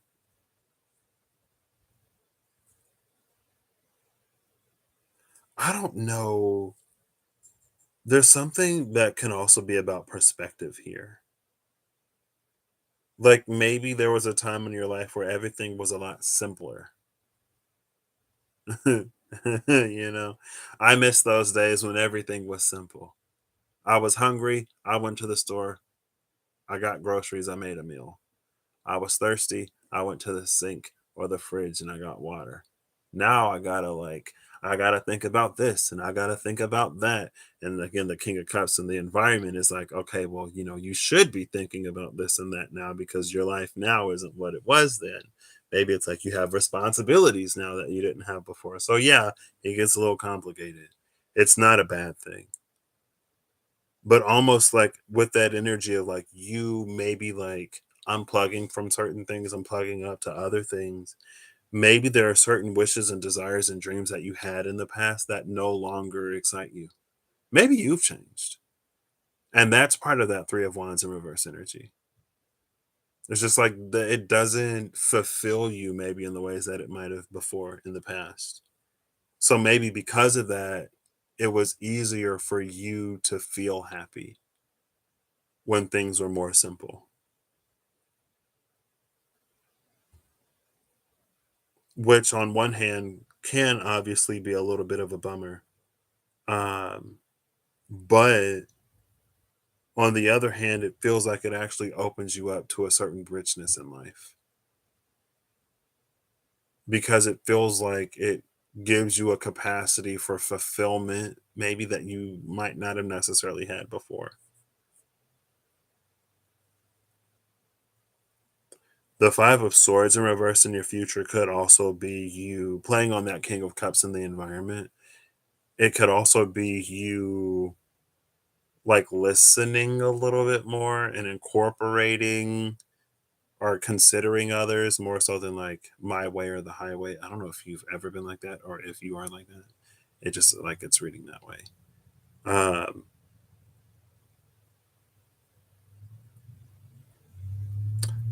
the Five of Swords, yeah, you have the Seven of Swords. Okay. And both the Five and the Seven of Swords, the Two of Swords is always left out. There's the two swords left behind here. There's the well, it's three swords left. No, yeah, the two swords left on the ground because he's holding one, and then there's the other two. Two swords were always left behind. Maybe this is just like maybe you're taking on more weight than what you are responsible for.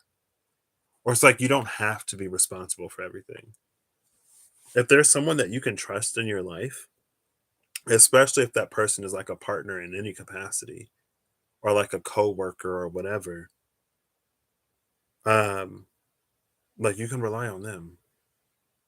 You don't have to carry it all on your own.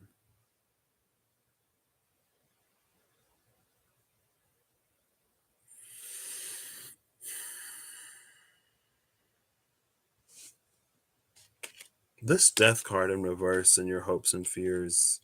Maybe this, oh, it makes me think of it's a quote. I know it from Aquila and the Bee, but I think it's a quote outside of that. And it's like, what if our fear isn't that we are incompetent or ugly or incapable of whatever?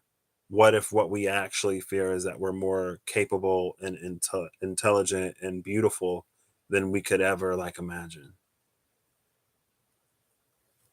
Because it's almost like death in reverse in the hopes and fears. It's like you don't actually hope slash fear death. You actually hope slash fear life.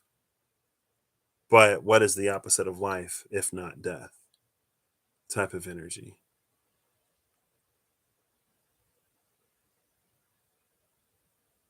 If that makes any sense.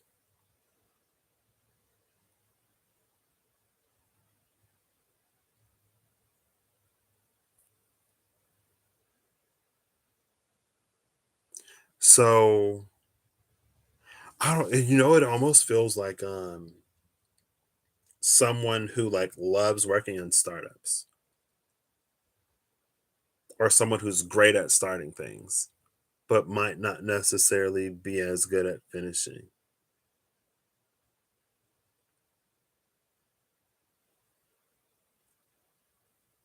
But I don't think it's almost like you're not bad at finishing. Maybe you've just like never stuck around long enough to. And then it was like, yeah, that's why I leave. And it's like, no, you don't. um, because death is like the death and rebirth. But with it being life, it's like it never dies. It's just like it steadily increases. But maybe it's like the longer that something goes without issue, the more like stressed you might get. It's like it's waiting for the other shoe to drop. So you're just like constantly holding your breath. And it's like, well, it hasn't happened yet. It hasn't happened yet. It still hasn't happened. When is it going to happen? It may never happen. The other shoe may never drop. And that's a good thing, typically, can be. But if we have an anxiety around it dropping, then it only builds over time. It creates stress where they may not necessarily be, and that can be something else that plays on that Nine of Cups in reverse. That's when you start to ask for something that you don't want, but you'd rather it happen so that like you don't have to worry about it happening. It's very like, if maybe it's more of an American thing, it could be a human thing. But it's like if you're driving by an accident and you look, you don't actually want to see a gruesome sight. Well, some people. Some people maybe do, because people comes in all kinds of whatever. But it's like you don't actually want to see something bad, but you have to know. It's not. I was talking to my mom earlier. I draw a lot of like, I use a lot of things as like metaphors instead of examples. And so I don't know if I need to communicate better, like for example, like this is an example. That would be like I'm trying to draw a metaphor. It's not necessarily the same. Cuz it's like there is something that you don't want, but you almost start to wish for it just so that you know it happens. It's almost like if you don't know how somebody feels about you, so you just want them to like reject you. And it's like you don't want to be rejected, but then at least you know how they feel. The Three of Swords is in here. Okay. Because I was like, is this because the Three of Swords is accompanied with that strength? Three of Strength in reverse, Three of Swords in reverse with that Empress in the current energy. It's like you don't actually want to be rejected by that person. But in that specific scenario, it's like you would never, like, you would find it so hard to believe that they actually like you, or that they actually want you to be there. And so for you, it would be easier to be rejected because then, like, at least it feels like you would have this relief of like, well, at least I know how they feel, even though you don't want to be rejected.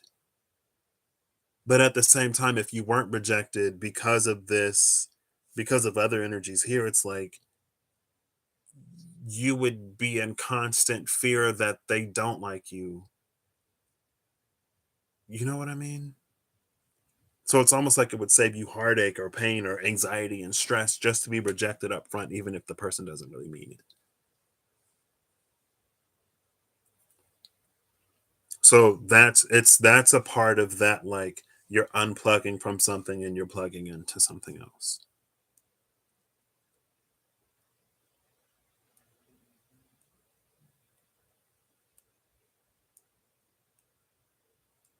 I think with the King of Cups and the environment, I don't know if it's a today thing or a for now thing, but it's like, I guess that would be like what's being asked of you would to be like to be that King of Cups. And to be that, it's going to require something of you. And maybe where this energy of like I miss like simpler days and simpler times type of energy, right? Because like maybe there was a time, or maybe the reason why you feel that way is because you weren't used to acceptance growing up. You've become accustomed to rejection, and so at some point you might have thought that like you're unlovable or something like that. And then you meet someone who truly legitimately loves you, but because you were so unlovable for so long, it's like you can't accept that feeling. And so it's this constantly like, are you mad at me? Do you hate me? Like, do you love me? And it's all, again, it's like for the sake of peace of mind, it would be easier to just be rejected because you wouldn't be constantly over analyzing every single thing that you do and every single thing that they say, to the point it's like, well, like, when are you going to tell me? Or like, oh, I knew this wouldn't last because whatever. And it's like, that's why that death in reverse actually feels like it's like life, because it doesn't have to die and be reborn. It's fine as is. It can just continue to be. You don't have to kill it. If it ain't broke, don't fix it type of energy. um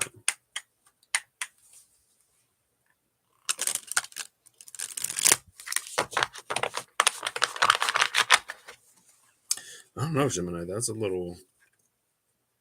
The Empress and the Seven of Swords at the front. I put these cards back, like I don't put them back right next to each other. I spread them out.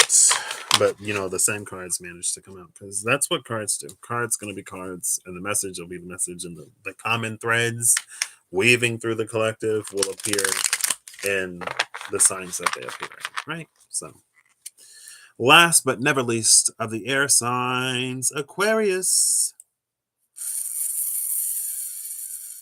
Yeah, and like it really, like, I understand it from a self-preservation standpoint, but it sucks to like have the thing that you so long for but not be able to accept it. So anyway, Aquarius. Oh,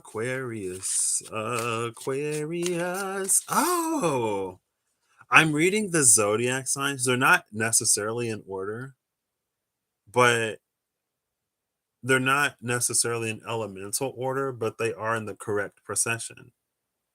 Correct procession. Cardinal, mutable, fixed. No, it's cardinal, fixed, mutable. Ha, kidding. I don't know why I thought it was cardinal, mutable, fixed for a second.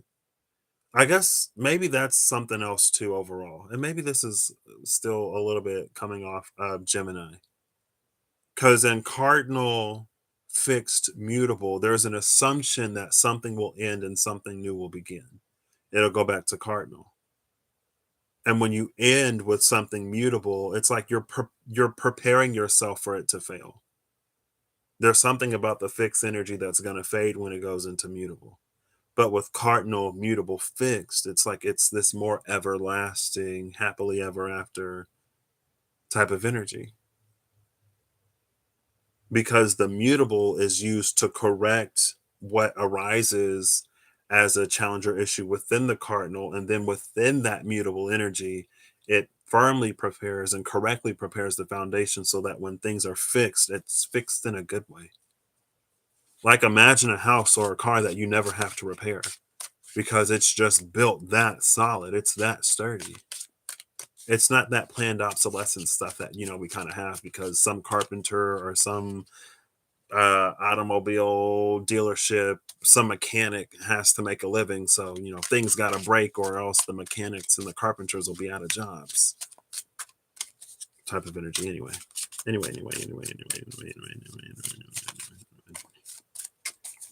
Aquarius. Speaking of fixed, Aquarius, look at this, you ain't shuffling. Aquarius says, I'm not built to fit in. I'm different. I'm unique. Watch this, Aquarius. I'm going to shuffle you right into this deck. Even you have a place, Aquarius. No one left out. I love my evil maniacal chuckle as I'm like, nope, there's a place for you, Aquarius. You're going to be loved and you're going to like it. Okay? Because I'm just that nice. I'm nice mean. I wanted to do something nice for you, so I did it. Take that. Oh, you have the receipt and you returned it? Okay, fine, whatever. Well.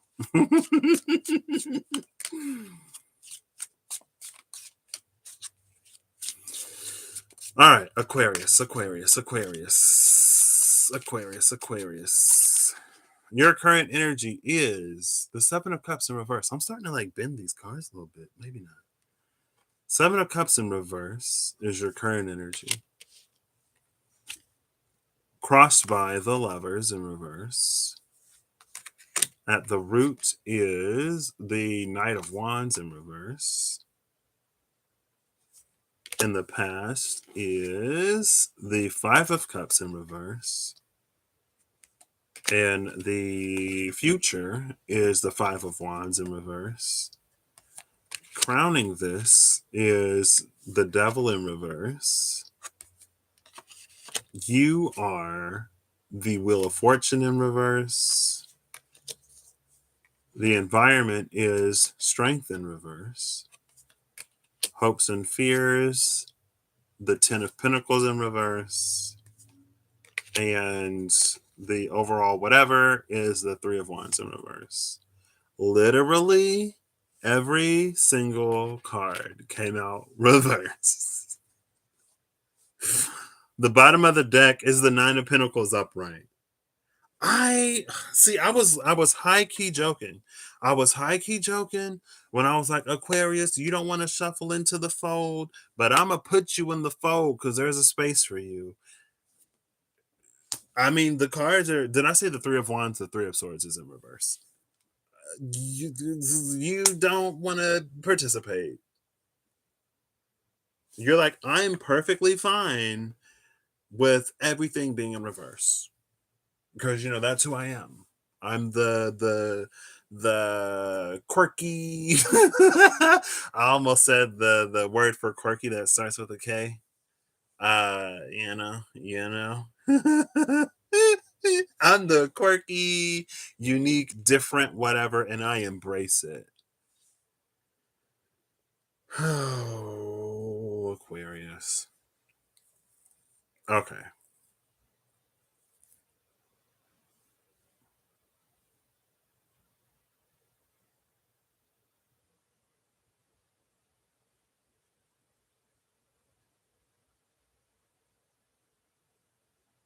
Like that's such like stereotypical Aquarian whatever. But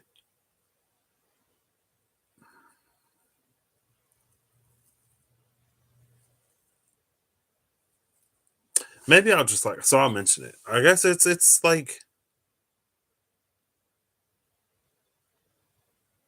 do you identify as like the black sheep in your family? Has your experience been one of like people in school that you grow up with, like they don't get you and they kind of ostracize you?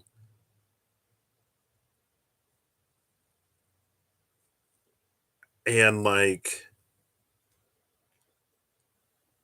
so it feels like you could have gotten comfortable with that. And so, like, you accept that. Although it hurts, it's like you accept it. Then it's a question of like, well, can you like would you even be open to like community and friends and like people who actually like love you, or like spaces where you feel welcome? Or is your heart too hard?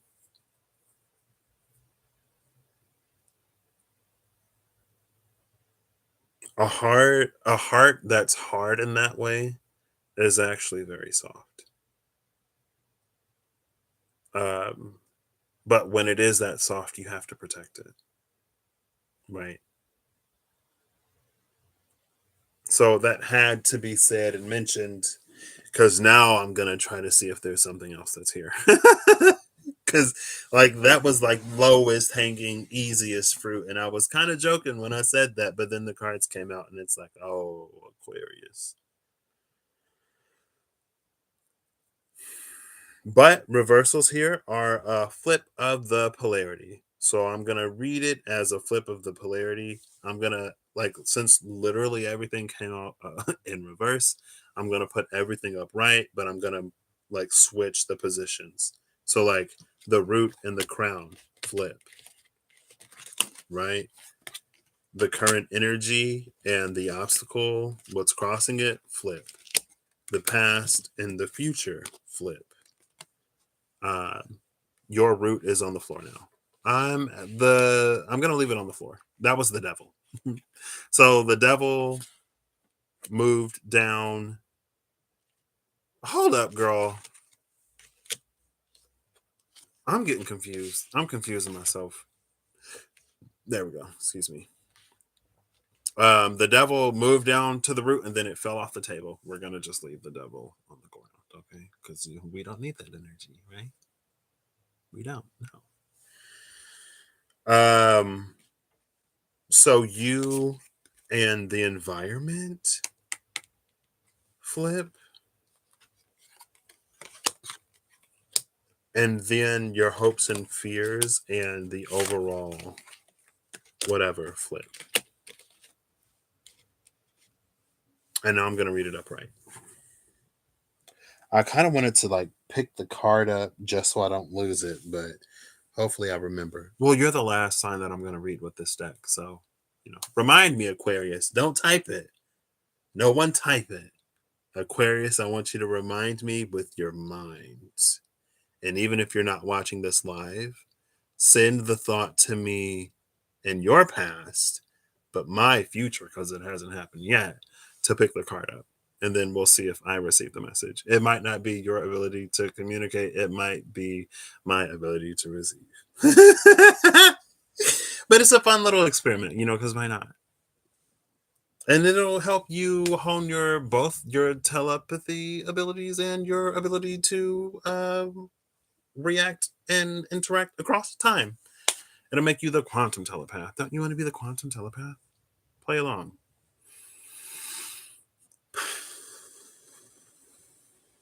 Big breath. Big breath.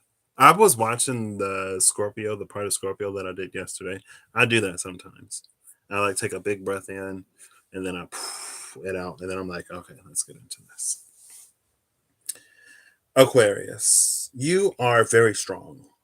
You are insanely strong. Like I said, a heart that appears to be that hard is actually very soft. I'm putting the Nine of Pentacles in reverse. Even though you off the table, you go in reverse too. Maybe you got really, really good at like doing everything on your own and you got really good at being alone because you had to.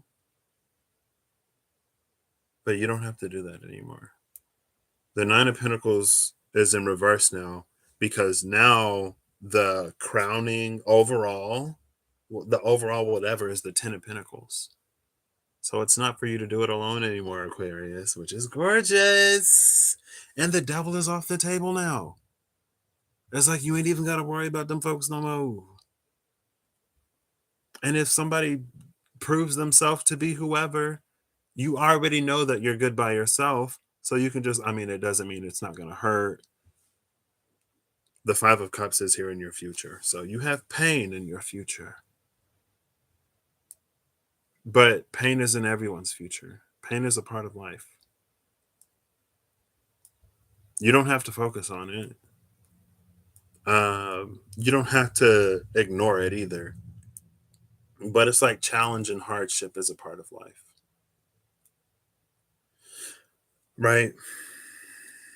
Now, is that a semi-hypocritical statement coming from me, the person who is like very like, this isn't forever and everything, like life isn't intended to be this way, blah, blah, blah. As things currently stand, and not to say that it can't be any different, pain and challenge are parts of life. Loss is a part of life. Again, none of that makes any of it any easier, but we don't have to. It almost reminds me of the Mountain of Pain in Earthsea. Ursula K. Le Guin, the Wizards of Earthsea series. It doesn't have to be. It's like when we try to shield ourselves from pain, that's when things start to fall apart for us. Oh, I don't want to spoil Earthsea. But you find some stuff out about the Mountain of Pain and magic and the soul and dragons.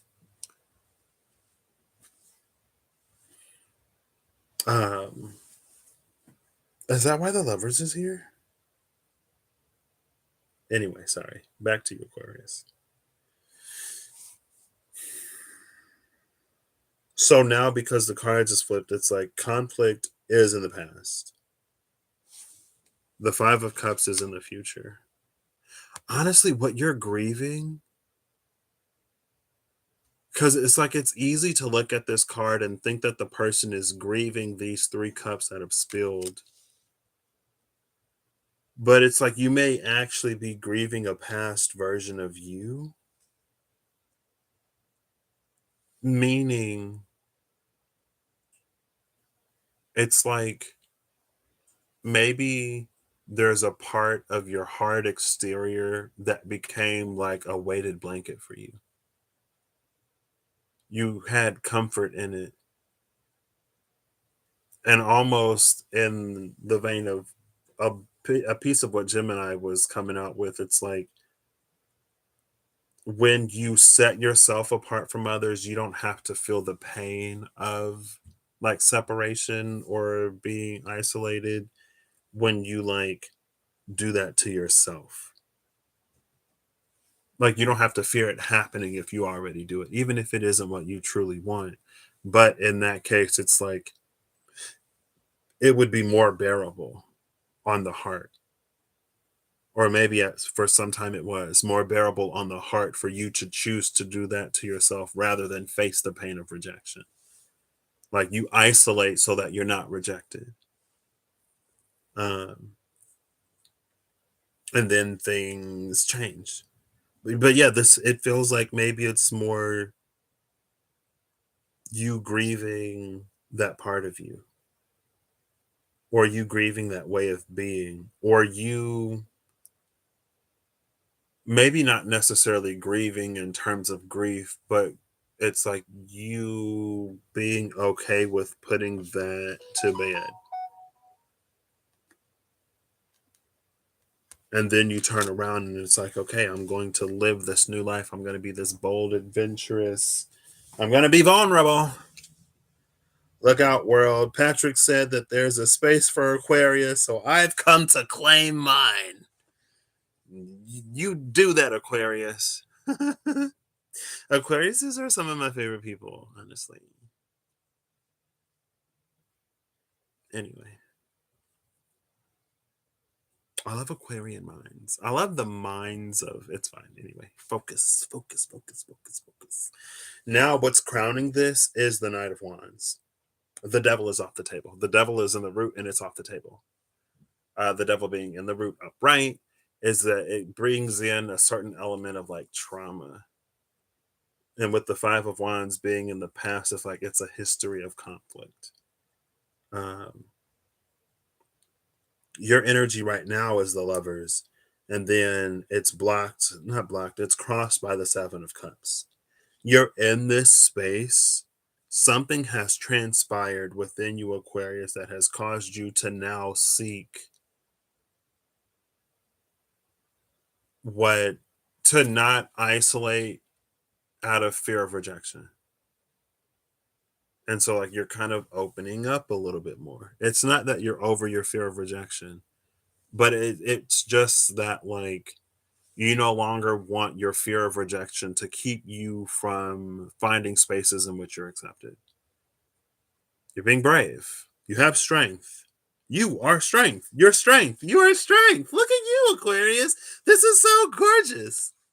You are strength. And in the future, it's like, even if you know that now the Seven of Cups got knocked off the table. Okay, we've addressed that. Seven of Cups, devil out of the picture. Which card is going to be the last one standing at this rate? Like, it's good, it has the potential to happen because life is life and it's full of challenges and disappointments, but it's also full of love and acceptance and success. You have the strength to face what would have caused you to sabotage hardcore and to isolate out of fear in the past. Love it. The environment is the wheel of fortune. Your environment has changed. Aquarius, this is gorgeous. Again, the overall whatever, the overarching thing now is the Ten of Pentacles. For the Ten of Pentacles to be upright, the Nine of Pentacles has to be in reverse. Hopes and fears, more so fears, is this Three of Swords. But you're not going to allow that fear to stop you from getting what you hope for.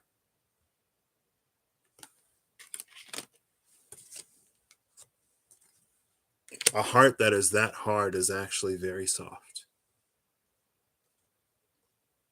And you're strong enough to protect your heart now.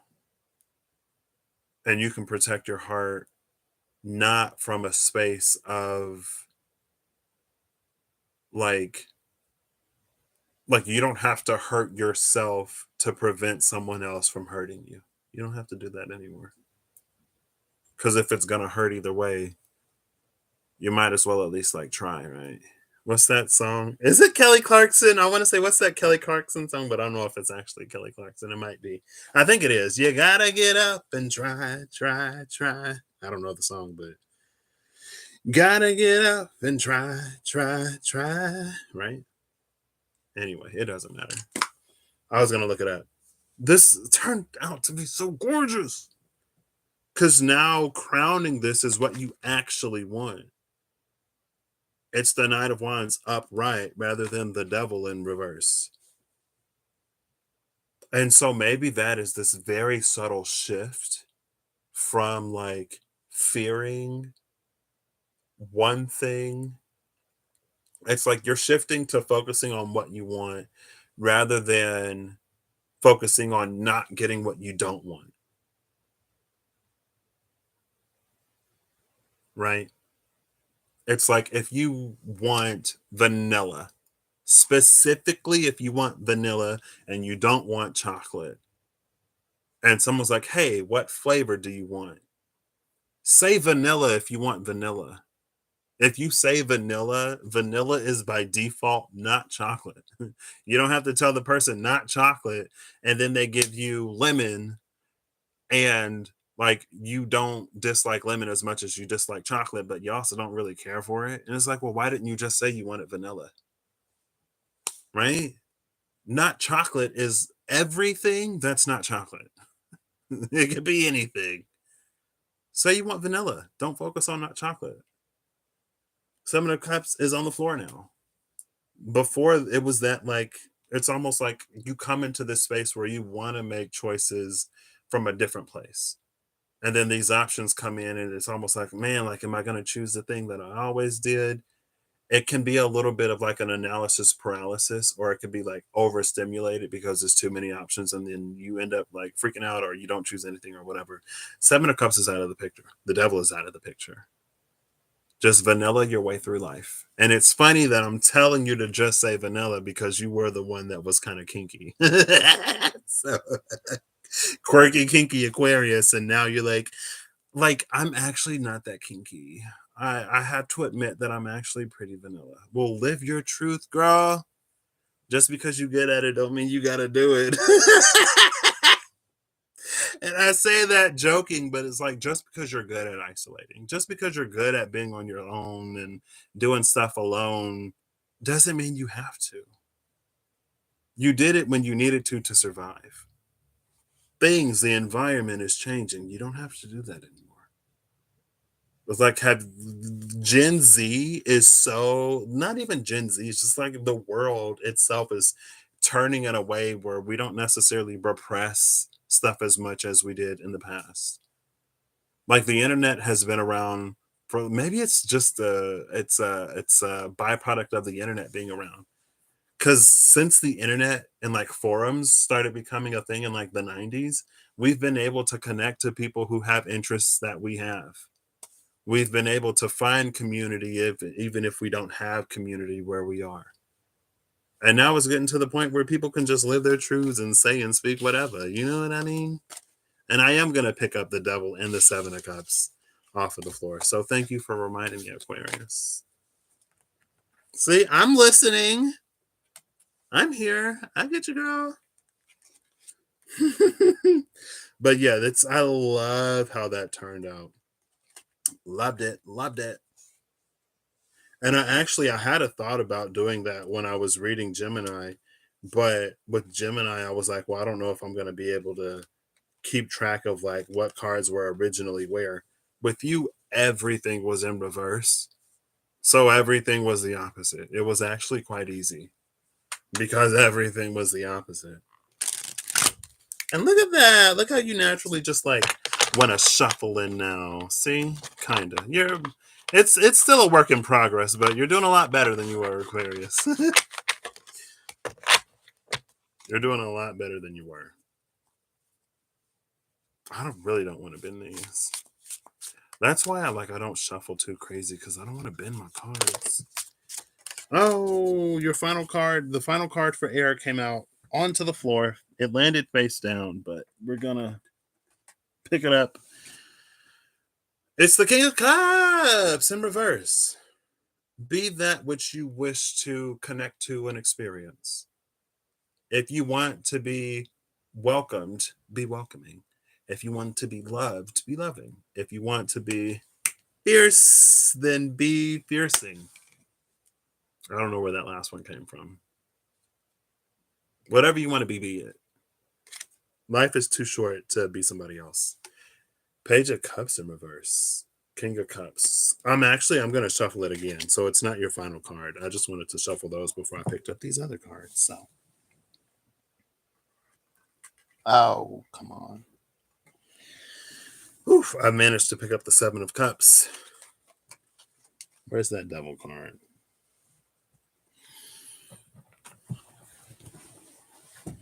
Was that, who is William Sonoma? That was Dear Edwina.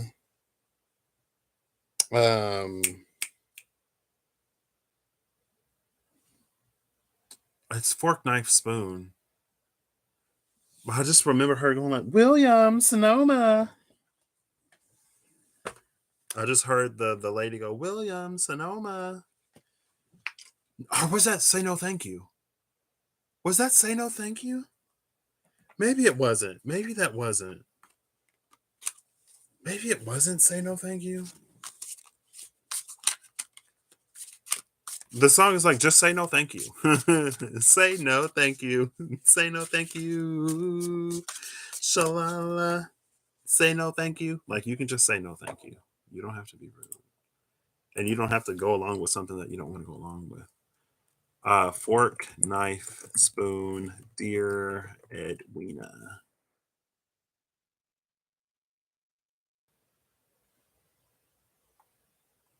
Or was that because they didn't know how to set the table? Yeah.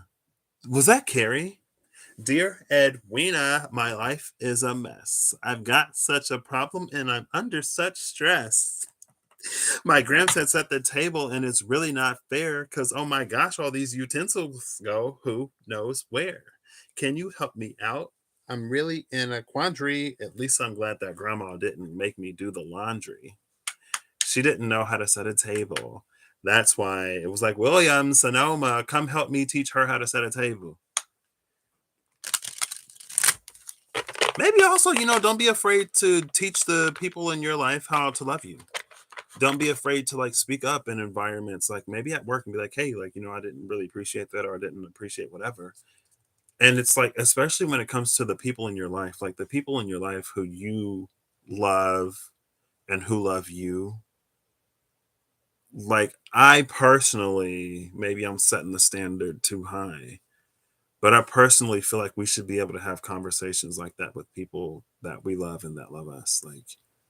Like, hey, I didn't appreciate it when you did that, or like, I don't appreciate blah blah blah. I'm like, okay, like, I didn't mean to make you feel that way. I'm sorry. I won't do it again. I don't know. Air signs. Your final card is this gosh darn Page of Cups in reverse again, with the Hermit in reverse. Air signs.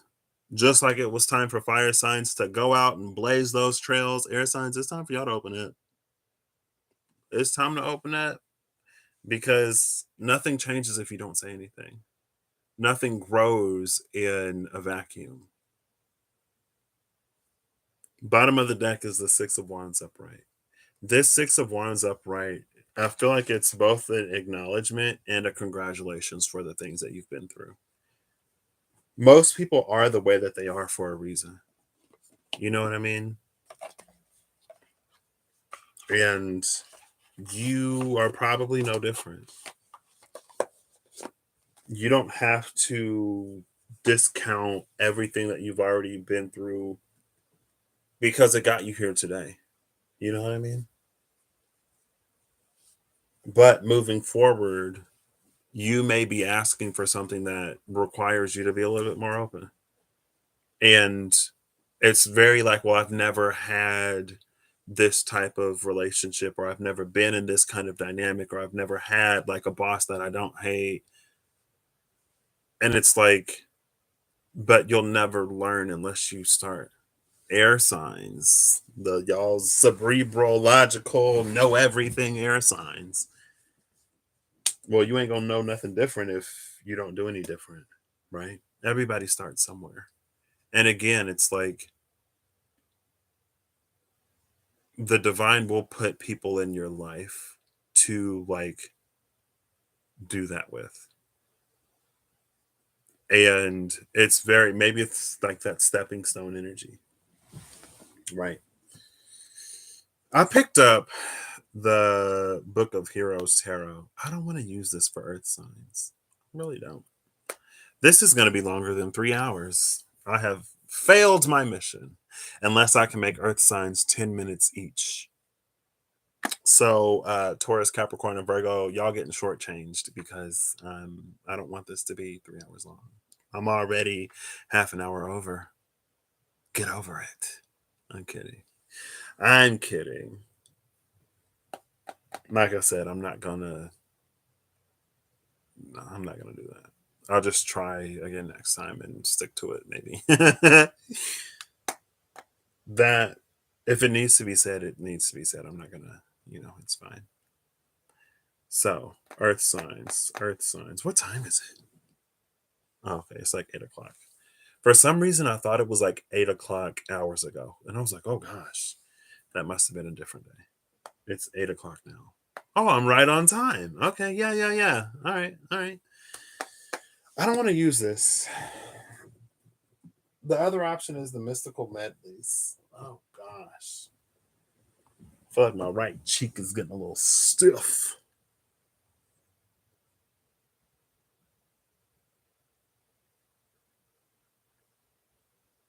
Let's go for it.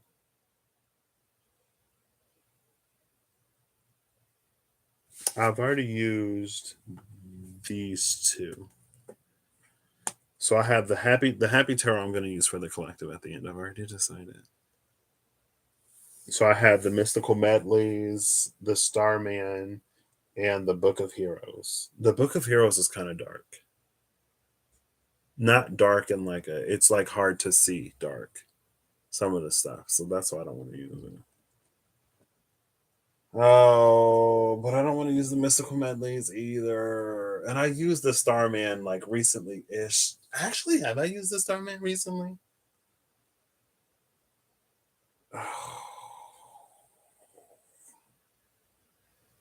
I use the mystic medleys. The mystical medleys. Sorry, I'm like stretching this out. Hold up. Okay. Whew. We're going for the mystical medleys for you earth signs. And in many cases, you'll find it's right that if you don't like something, you can be polite. Just say no, thank you. Say no, thank you. Say no, thank you. Shalala.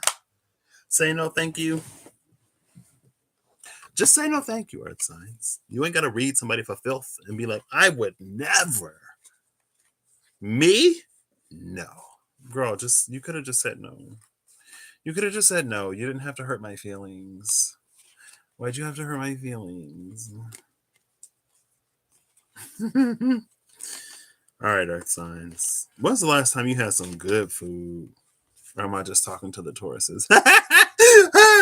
I'm kidding. I kid. All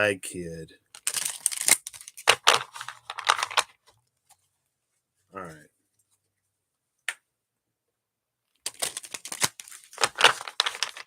So, Capricorn, I'm going to say you start at 229. 229, Capricorn. 229. Oh. So,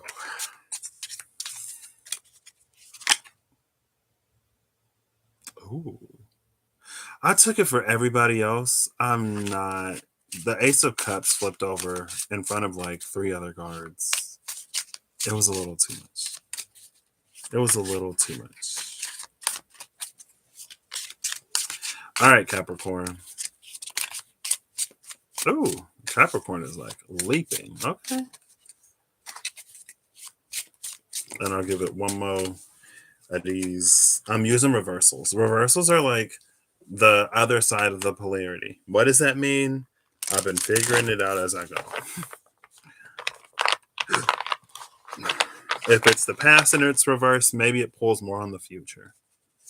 If it's the crowning in reverse, maybe it's more of like the root. You know what I mean? What's the difference between what roots and what the crown? Most of the time, I don't know. I just go with it. I'm an intuitive reader that also loves the books. So your current energy is the Three of Cups upright. Crossing it is the Ten of Pentacles upright. Okay. At the root is the King of Pentacles. And the past is the Emperor. Crowning this is the Five of Pentacles in reverse. And the future is the Seven of Cups in reverse. You are the Wheel of Fortune in reverse. Somebody else was the Wheel of Fortune. Aquarius was the Wheel of Fortune in reverse. You're both ruled by Saturn. Four of Wands in reverse is the environment. Your hopes and fears, the Three of Swords in reverse.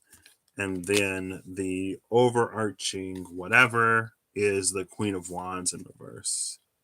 Somebody had the Queen of Wands upright. I think it might have been Aries that had the Queen of Wands upright as their overarching whatever. No, Aries was the Four of Wands. Never mind. Forget I said anything. Bottom of the deck is the Empress in reverse. The Empress in reverse, and the Emperor is upright in your past. Now, what's interesting is, Capricorn, you might be, it feels like the energy between you and your environment isn't necessarily harmonious or copacetic. Wheel of Fortune in reverse, Four of Wands in reverse, Three of Swords in reverse, Queen of Wands in reverse. You yourself, Three of Cups, Ten of Pentacles, King of Pentacles, the Emperor, Five of Pentacles in reverse, and the Seven of Cups in reverse. Like there's something that it feels like you are getting very clear on something because you got things to do, places to be, and you know whatever you know. There is an energy here with the Emperor in the past. It feels like maybe there was a point in time where you had to make difficult choices and decisions, where you chose to be like responsible instead of going out and having fun. It feels like it paid off for you though. You know what I mean? And that might not even necessarily be like financially. It feels like you made the right choices and decisions, but because of that, it seems like your BS tolerance might be a little low. I guess the only problem would be when something comes in that isn't BS, but it might kind of stank like some because it accidentally stepped in some on the way, you know. It's like, it's my shoe. I promise. It's my shoe. It's not me. It's the shoe. See, if I throw the shoe over there, smell me now, Capricorn. I'm good. I'm good. And you're like, so it would appear that it was on the shoe, but why wouldn't you wipe your feet before you came to see me? There was a fountain that you passed. You could have rinsed your shoe off or used the grass. You're going to get all Dr. Seussical on them, Capricorn? I mean, it is the mystical medleys. It feels like it paid off. And maybe it paid off not necessarily financially, but because it prepares you to like make the hard choices and to make the hard decisions moving forward with the King of Pentacles in the root. Crowning this is the Five of Pentacles in reverse with the Seven of Cups in reverse in the future. It almost feels like developing good business sense is what you've been doing. I guess it's like if you are and not necessarily where you want to be like financially right now, it feels like you'll be able to like find diamonds in the rough, or you'll be able to differentiate like diamonds from the rough in the future. That Seven of Cups in reverse feels very discerning. Feels very like I know what I want. But it's not necessarily super like strict in terms of like eliminating perfectly fine options. It's just like you're not gonna get lost in the overwhelm of choice because you know what you want. And maybe you know what you want because you know what it feels like more so than what it looks like. Right? It just stepped in a little dog doo doo on the way here, but it ain't BS. Completely different animal for starters. And dogs are loyal, right? So Capricorn, I know you're a hard worker. I'm not lazy, I promise. So I'm really like tickling myself right now. Are you laughing with me, Capricorn? I'm just kidding. I'm kidding. I'm kidding. Um, but yeah, it's like you're not going to get lost in that or be. It feels like you have your head screwed on right, like your head is on your shoulders. Um, the sword of this is interesting though. Everything is in reverse in the sword. I could flip it like I did for Aquarius, but I'm not going to do that because it doesn't feel right for you. It doesn't feel right for me to do that to read you. For Aquarius, it felt right, so I did it. Your environment is the Four of Wands in reverse. Maybe that is a little bit like you have to be open and welcoming if you want to be like welcomed. Um, you have to give respect to get respect. Respect is something that everyone has. Like, okay. Some people is like, you have to earn my respect, but it's like to a certain degree, respect should be something that everyone has initially, and then they lose it if it's deserved, right? It's not like a captcha where you have to prove to me that you're human before you can proceed to the website. You know what I mean? Or maybe for you it is. The Wheel of Fortune being in reverse as you may, are you like, do you have an idea, Capricorn? Are you looking for someone to work with? I'm kidding. You being the Wheel of Fortune in reverse makes it feel like you have something amazing that you want to bring to the world. It feels like you're in a position to like change the game. Maybe this Four of Wands in your environment, like you may be seeking a certain type of person to work with because maybe more than money, you care about like the ethics. And so it's like you want to do something and you want to do it right. But because of that, there may be a lot of people that you reject, or there may be some people that like you've known for a while. And while there is like a familiarity that's established there, it's like you might not necessarily want them to work for you. Right. It's like if you have a friend and you know that like they're constantly blowing off work to do this or to do that. And it's like when you have the power to like hire and when you have the responsibility of firing, it's very like you are my friend, but I already know how you are at work. You're not the most reliable.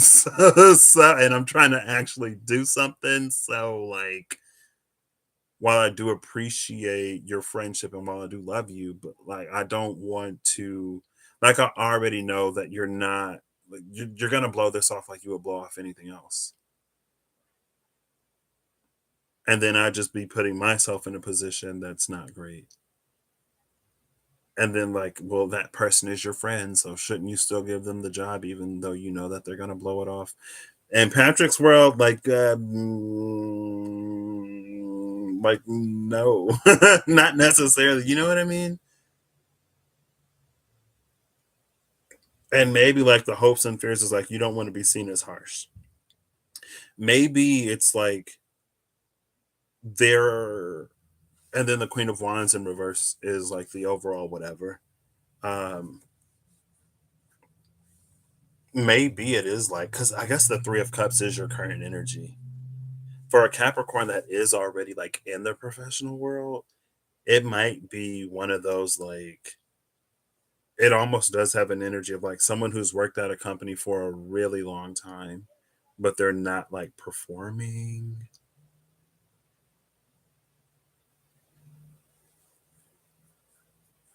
And then someone asks Capricorn to like, hey, like, we got to let this person go and we want you to do it.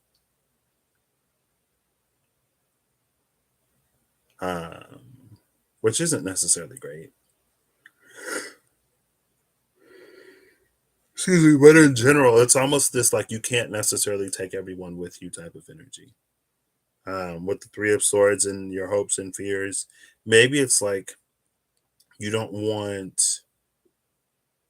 Are you the bearer of bad news? Like maybe you have recently gotten promoted, or you're going to be in line for a promotion, and like you might be the person that has to like let people go. Because this Three of Swords, it's a Two of Swords decision, and then like letting somebody else know. Like the truth hurts. This can be like a the truth hurts Three of Swords energy. Um, Queen of Wands in reverse in the overall.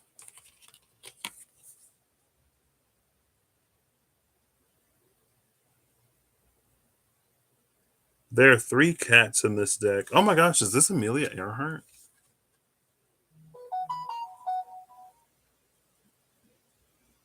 Two lions, one house cat. And then the sunflower's like, oh.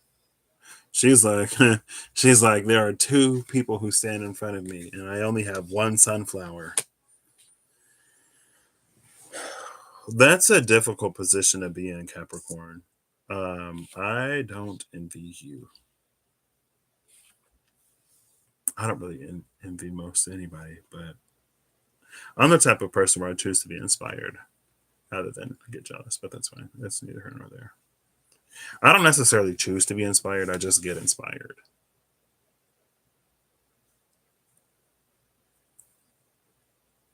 Man. Just looking at this overall,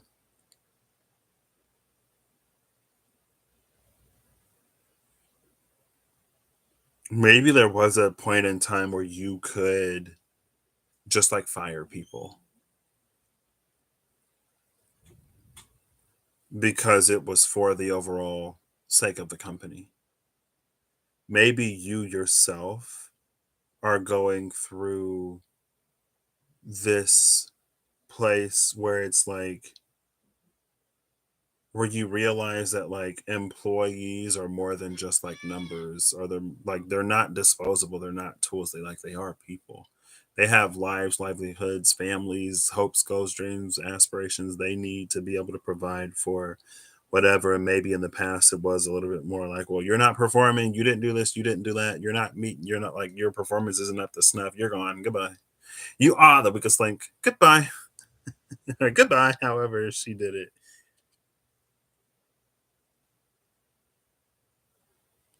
This Wheel of Fortune being you, maybe like it's so easy to talk about it in the work sense, but it can apply outside of work. Um, you may be modernizing too at the same time. And maybe you held true to what you know for as long as you could.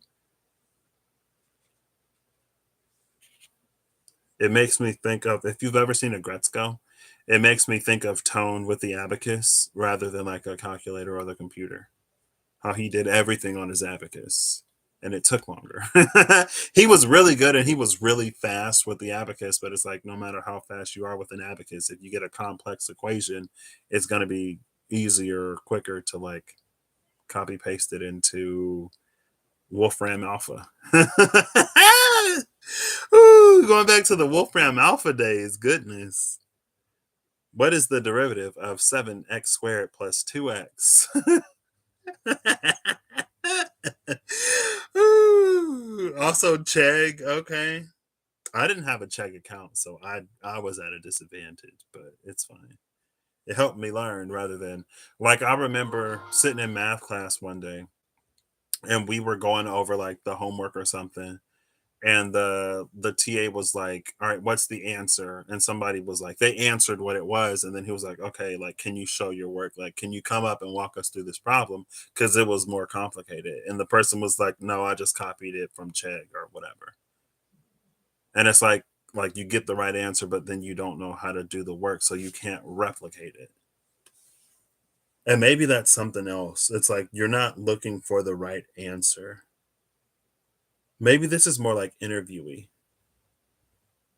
What you're testing for isn't like whether or not someone has the knowledge. What you're testing for, what you're looking for may be like, will someone admit when they don't know something, or are they just gonna like make something up? Can somebody like get information, or do they need to be like told? Do they need to be walked through that process? It's almost like how independent can someone be, and how reliable are they in that independence, or how likely are they to provide like reliable information or reliable solutions. um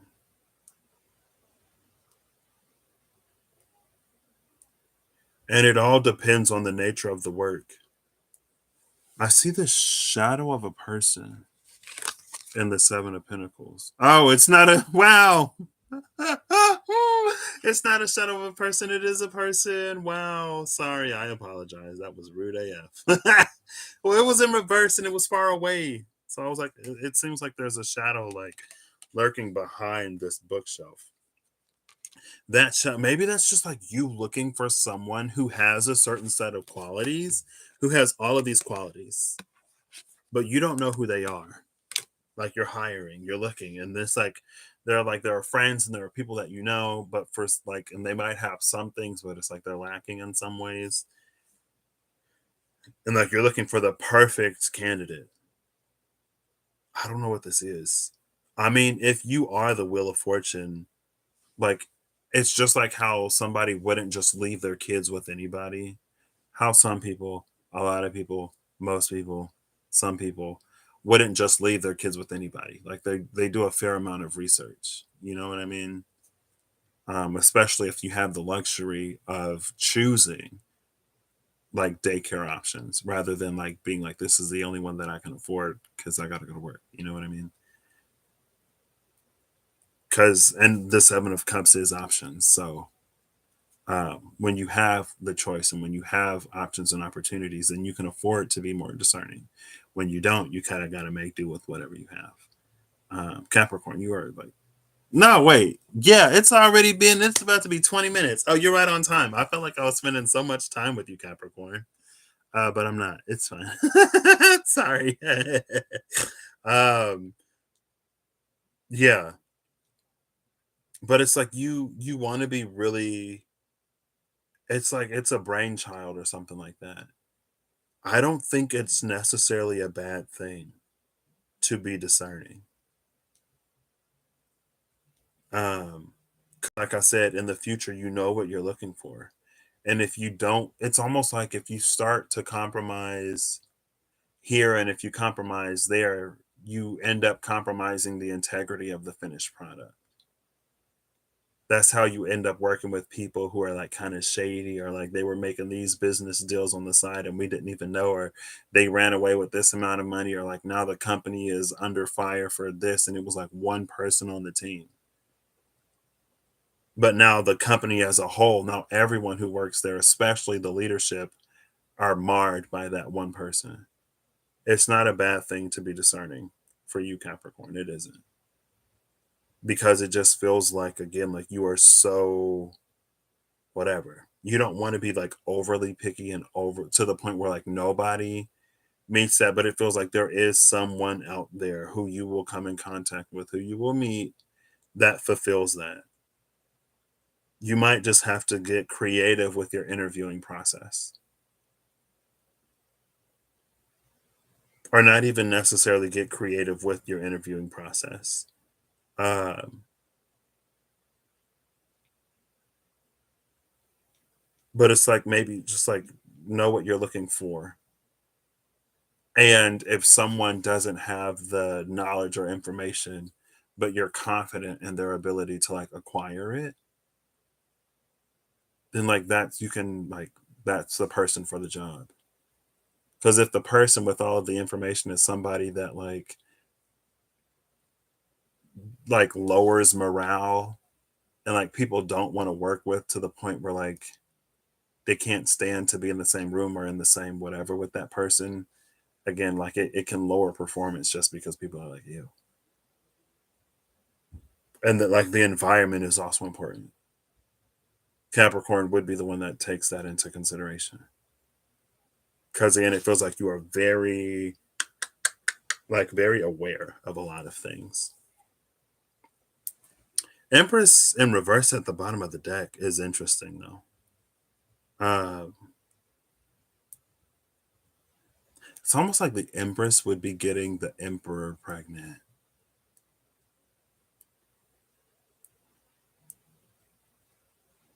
Question mark? Or it's like it's not on you're Capricorn, you're not Cancer. Like Cancer is the one that like births it. It's like Cancer is the home, Capricorn is the house. So it's like you want the house to be solid. You want the house to be good. And there's nothing wrong with that. Again, it feels like it can go to excess, but um I don't know. Something that's like don't be afraid to stick to your guns, Capricorn. That's what I got for you. I mean, because this energy is gorgeous. The Three of Cups is your current energy upright. So maybe it's like you know that it's out there and you're not willing to compromise the integrity of whatever. And if it hurts some feelings, then it's going to be some people with hurt feelings. But, you know, like you have a vision. Capricorn has a vision. I've never necessarily like I've never had like a company. I've never had something for like somebody else that I'm like trying to bring somebody else into. So like, are they going to treat my child like they would their own child? Are they going to be there for my baby like it's their baby? Are they someone who's like a team player and who's down? Or is it somebody who just like needs a job and needs money? And it's like if you need a job, that's fine. But for what I'm hiring for, I need someone who's going to be able to like see the vision and be committed. And I need someone who's going to bring something that I might not have. So I have to be able to trust in their ability to do whatever because they're going to be the expert. You know what I mean? And then maybe once it's more established, you can like open it up. I don't know. Anyway. Virgo. I can't believe it's been like every now 253:20. Every now and then I do one of these and I'm delusional enough to think that I 2 hours, yeah. It'll like realistically take me like an hour and 40 minutes. So I'll give myself a 2 hour, a 20-minute buffer. I'll be fine. 3 hours later. Virgo. This card is like sticking up for you, Virgo. I'm gonna take it. The Devil in reverse is your current energy. Blocks are crossed by the Two of Swords in reverse with the Fool at the root. And the past is the Empress in reverse. Crowning it is the Seven of Cups upright. Then we have the Six of Pentacles in reverse in the future with the Ace of Wands signifying you. In your environment is the King of Swords in reverse. Hopes and fears, the Queen of Pentacles in reverse. And the overall whatever is the Magician in reverse. Bottom of the deck is the Page of Cups in reverse. Oh, girl, where are the cards? Can I see the cards, please? Excuse me. There we go. Oh, Virgo. What I like about your energy, Virgo, is it feels like you're learning to like almost release and let go a little bit, to be a little less anal, a little less stereotypically Virgo, to be a little bit more fluid, to pull a page out of like Pisces' book or like Gemini's book, be a little bit more loosey goosey, to just throw caution to the wind and say, you know what, today Virgo's gonna be a little crazy. I'm not gonna make my bed before I leave the house.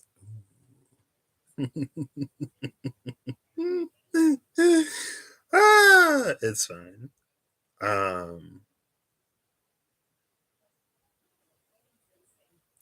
In the past is the Empress in reverse, and the future is the Six of Pentacles in reverse. The past and future are reversed, but the crown and the root are upright. So this axis is good. This axis is getting like flipped. So instead of it being an atom like Sagittarius, I think it's like a planet. It's something spinning on its axis because the axis is stationary. Was the Two of Swords? Yeah, that was upright. The Devil was in reverse. No, I think the Two of Swords was in reverse. Sorry. You are the Ace of Wands, Environment, King of Swords in reverse, Hopes and Fears, Queen of Pentacles in reverse, with the Magician in reverse overall. Seven of Cups, crowning it, the Fool at the bottom.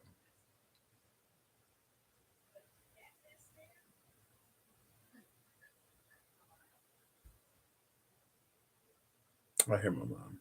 It's hard to not be in her conversation. Virgo. This Ace of Wands. No. There you go, Virgo.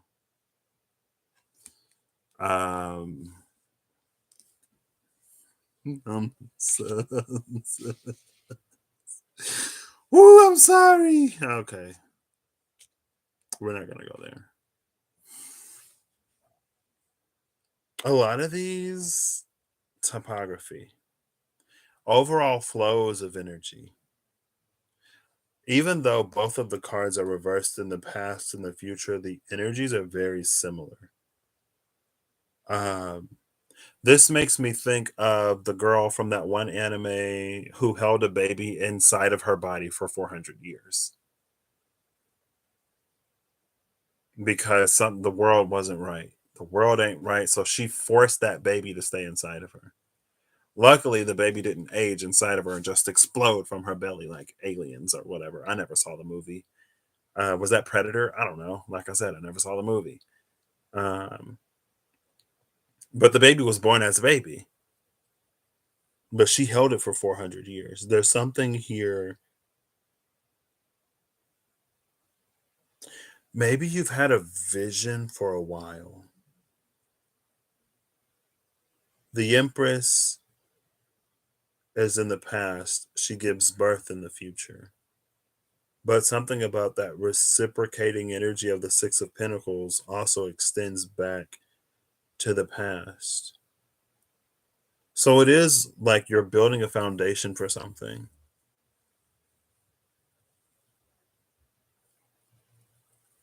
The Devil in reverse with the Two of Swords, like the Devil in reverse feels like you learning to take a chill pill, even if it's against your better judgment. I love Virgos, okay? I love you, Virgo. But sometimes, I'm kidding. The Seven of Cups crowning this is important because it feels like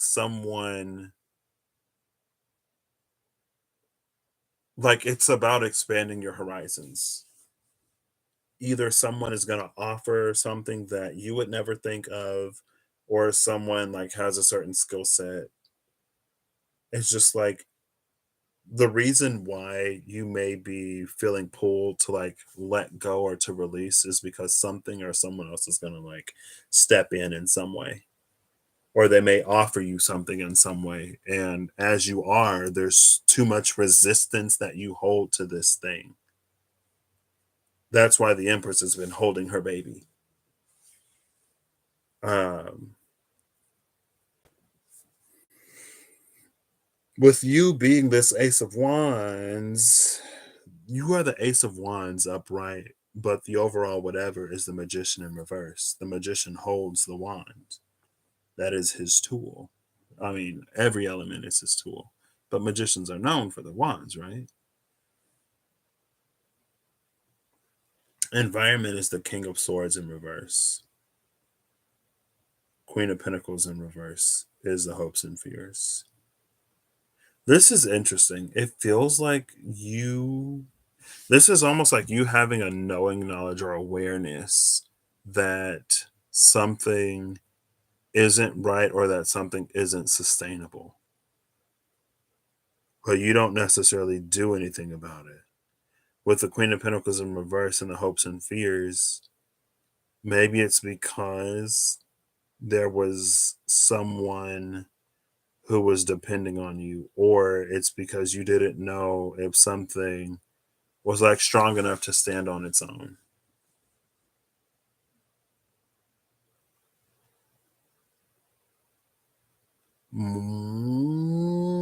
Well, yes, that may be true.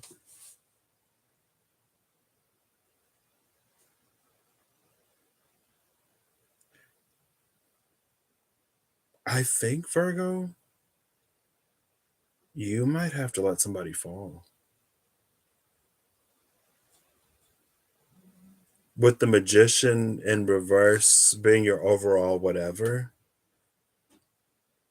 a lot of times the overall whatever plays on what's crowning the energy. I've been noticing as I've been doing this. With the Seven of Cups, it's like with the Magician in reverse, it's not for you to do. It's for someone else to do. Like you might be the assistant in their trick, but you're not the magician.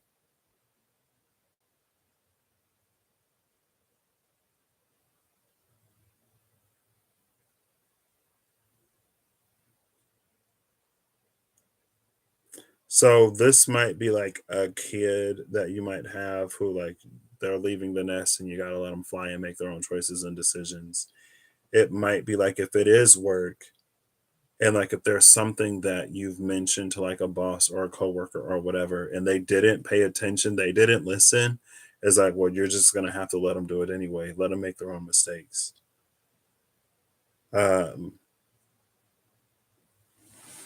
it's not for you to like do or fix or whatever. I know, like wobbly, weebly wobbly, weebly wobbly, boom. Okay, let's. There we go. Thank you.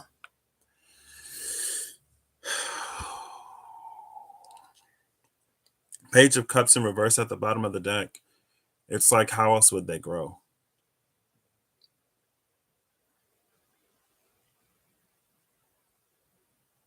Is that it for you, Virgo? Devil in reverse. Maybe that's again. It's like you being less controlling,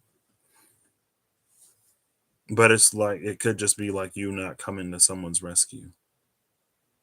Um, yeah, it might just be like time for somebody to grow up. And so you may be loosening the reins a little bit. It feels like that's it for you, Virgo.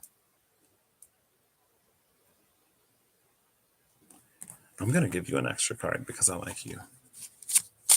One more, please.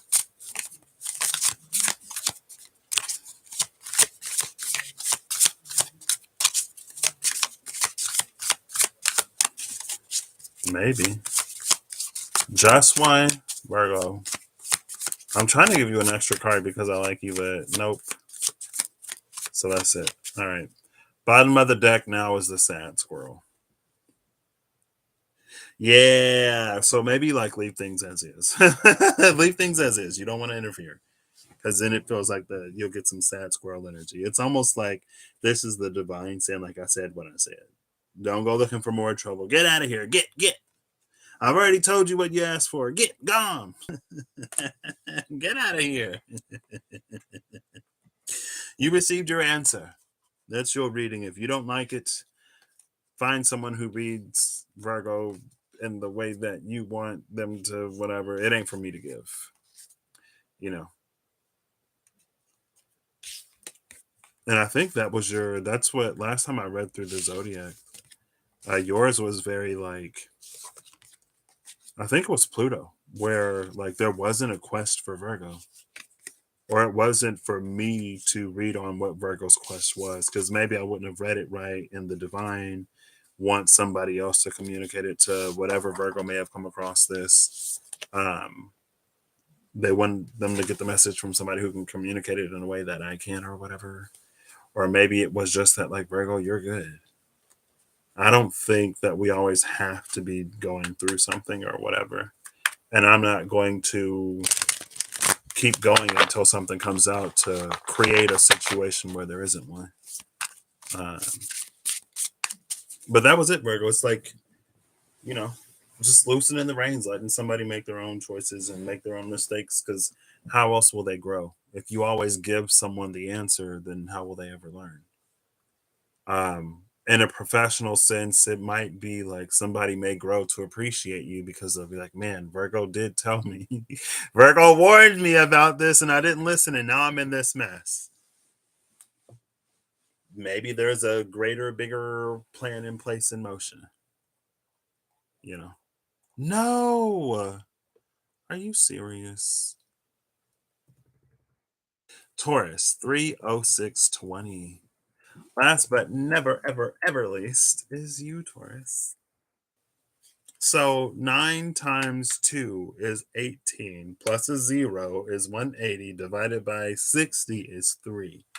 So 20 minutes for each sign. I'm not too far off of that 3 hour mark. I ain't do as bad as I thought. Taurus immediately with the 9 of Cups. Your current energy is the 9 of Cups, Taurus. Congratulations. Taurus is like, hey, I'm a fun guy. Crossing it is the Queen of Swords. At the root is the 9 of Swords. In the past is the Moon. Crowning it is the 2 of Pentacles in reverse. In the future is the 7 of Wands.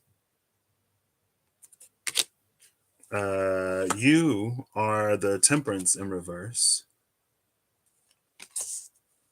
Environment is the 10 of Pentacles in reverse.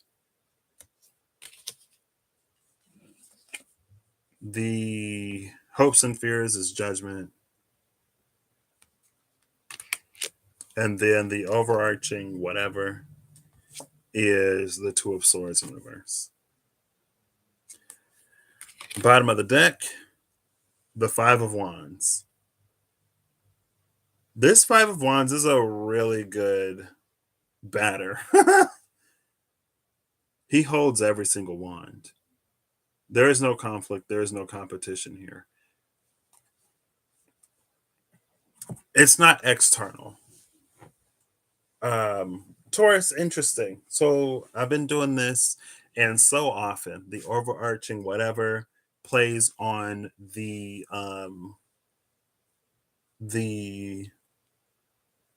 crowning. 2 of Swords in reverse, 2 of Pentacles in reverse. This 2 of Pentacles is interesting because it's not a juggling energy here. It's not juggling because there are 2 heads on this body. There is a little bit of drama here. There's a little bit of drama, Taurus, because of this is making me think of like the drama masks, how one is like happy and the other one has like the frowny whatever. But it's not juggling because it's like 2 different people. Even though they share a body, it's 2 different people, 2 different brains. Each one has a pentacle. With this 5 of Wands, it's not like multiple people competing. One person is holding all of the wands. It's a spider. They have 8 arms. They can manage 8 or 5 wands. Even with your future energy, it's like you're on this rope above the conflict. And yes, it's a tight rope, which can be hard to balance, but it's like usually the person is like standing at an elevation, but it's like you're even more elevated. It is a little bit of a fine line, but the 10 of Pentacles being in your environment in reverse is interesting. But I feel like the 10 of Pentacles, if it being reversed is like a reversal of the polarity, it's almost like the 3 of Pentacles in reverse.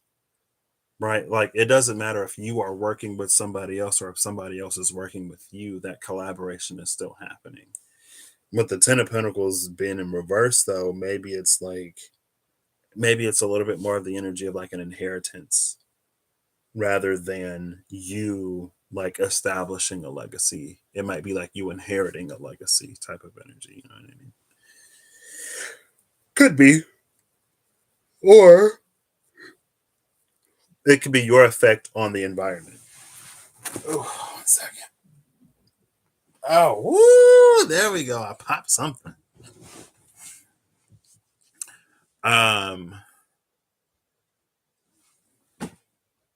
Oh, it's this bag. I was like, what is that? Where are my granola bars? I'm hungry. 1 second. I was like, what is that? Snack break. Oh my gosh, Taurus, perfect. What I started this and I was like, when's the last time, Earth Science, when's the last time you've had some really good food? Or am I just talking to Taurus? And here I am snacking for Taurus. Chocolate chip. This video is not sponsored by Quaker Oats. Goodness.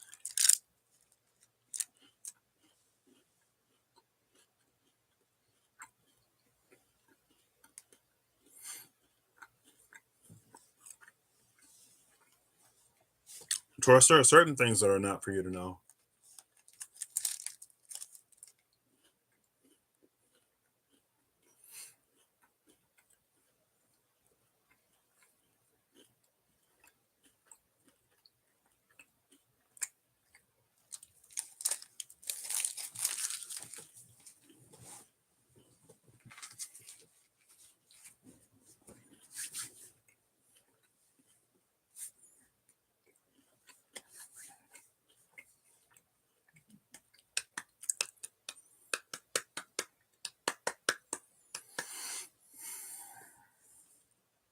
There are certain things that aren't for you to know, Taurus.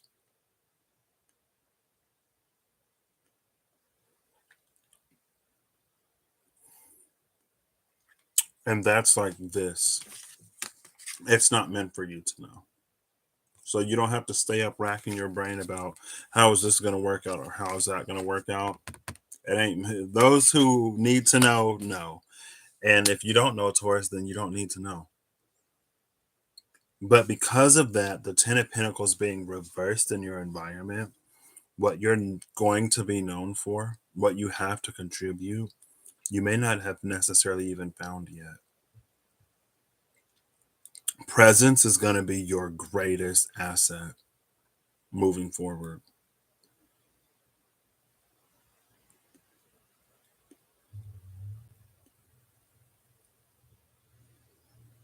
And your discernment is also going to be very like key.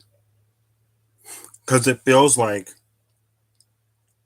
with a certain amount of presence, you're going to be able to.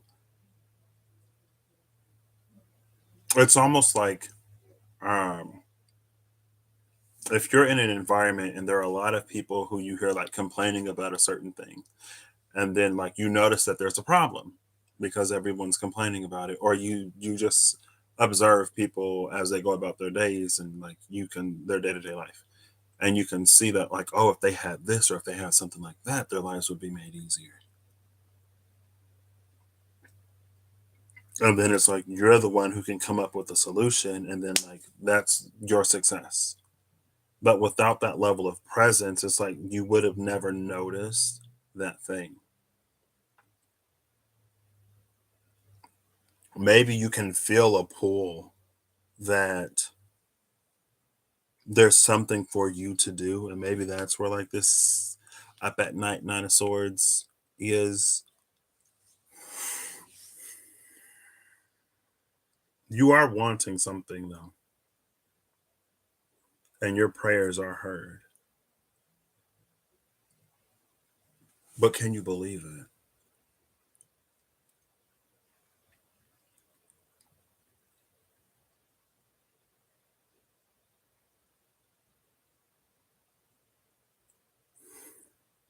What's also interesting is there's also this energy of like you needing to learn to value yourself, like really value yourself.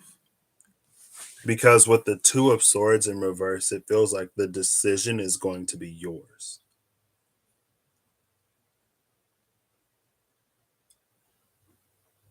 Because how I read the Two of Swords typically is like the person is blindfolded, the swords are crossed, there's a moon in the back. It's for us to use our intuitive sense rather than our thinking, logical, reasoning minds. Logic won't help us here because we're out of that element. But the subtle, the divine knows. If we can tap into the divine, we'll know what's being asked of us. But with that being in reverse, it's like the divine is waiting for us to say something or to speak rather than us waiting for the divine to tell us.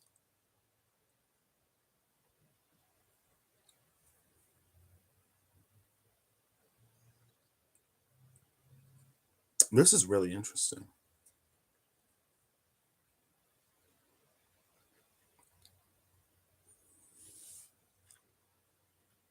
You may be in line for a miracle, Taurus. And the reason why I say that is because in the future, with the Seven of Wands again, you're walking across this thread. And it's very like a tightrope, but it completely bypasses this conflict. Like like you're above it. When Beyonce said, "Feet up above your sins," because I'm comfortable. Taurus, you're comfortable. Comfortable, comfy. That's the song is "Comfy," I think, on Renaissance. Comfortable in my skin. Cozy. It might be cozy. I don't know what the song is called. I think it's cozy. Cozy with who I am. I love myself. Cozy. Cozy. I think it's cozy. Mhm. Confident. Yeah, it's cozy. She's comfortable. Comfortable in her skin. Okay. Um, this is interesting. Where hopes and fears is judgment.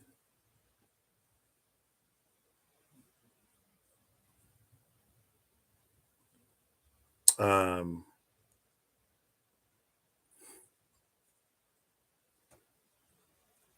just like with the Queen of Swords crossing this Nine of Cups, be discerning. Um, you might not have to compromise too much.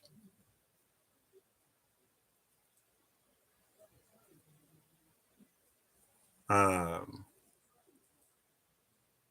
or it's to like be clear on what you want and to know what really matters to you. Two of Pentacles in reverse, you're not going to have to juggle. Two of Swords in reverse, the divine is saying it's your call. Whatever way you choose to go in, the divine will pave that path for you. Maybe also with the Ten of Pentacles in reverse in the environment, it's like it's not the environment that makes Taurus, it's Taurus that makes the environment. You don't have to be in this area or that area to find it. Your energy is rich enough. Things will grow wherever you plant them, wherever you plant yourself. You are Temperance in reverse. It's almost like you're a force of nature.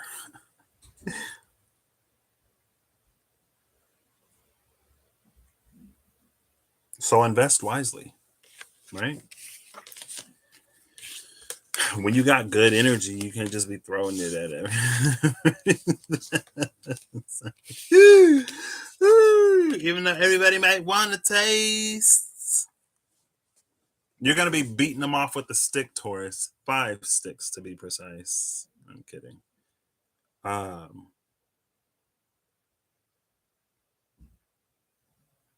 There is a certain multifacetedness to this too as well. You hold all the wands. You don't have to compromise.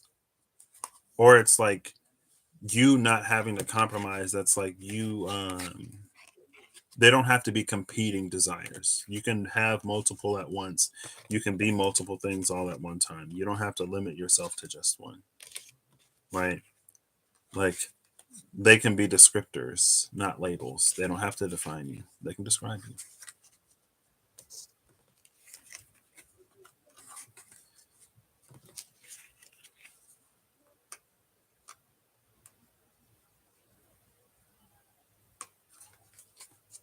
The food is done. I'm so sad. No.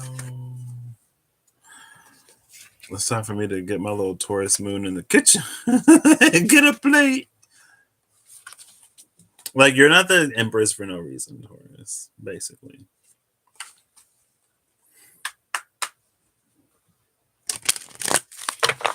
Ooh, no hero.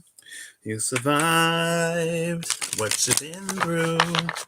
Confident, man, you're lethal. I suggest you don't F with my sis, because she comfortable. Comfortable in my skin. Maybe listen to Cozy, maybe don't. So, Earth signs, Earth signs, Earth signs. Your final card from the mystical medleys is the Fool. Bottom of the deck is the Hierophant in reverse. Do that new thing. Not that old thing. Do the new thing. You might have to leave your comfort zone though. Under the Hierophant in reverse is the Hanged Man upright.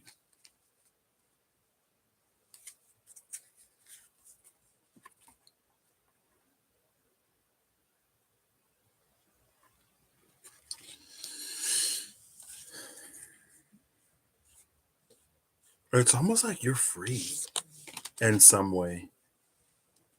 I don't know. I don't know if you're gonna have less responsibility or if you're just gonna like kind of care less.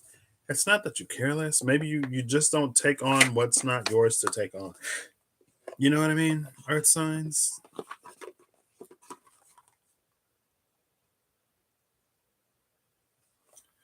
Comfortable in my skin. All right. Final collective at 3 hours and 23 minutes. I'm only 20 minutes over, which ain't too bad. I'm actually kind of low key proud of myself. It's not my fault that I don't know how to do math and I set unreasonable expectations for me. I fit the metric that I wanted, which was like about 20 minutes per sign, roughly. Um, I just did the math wrong in my mind. I thought that 180 minutes. I don't know where my brain was. I don't know where that math went wrong.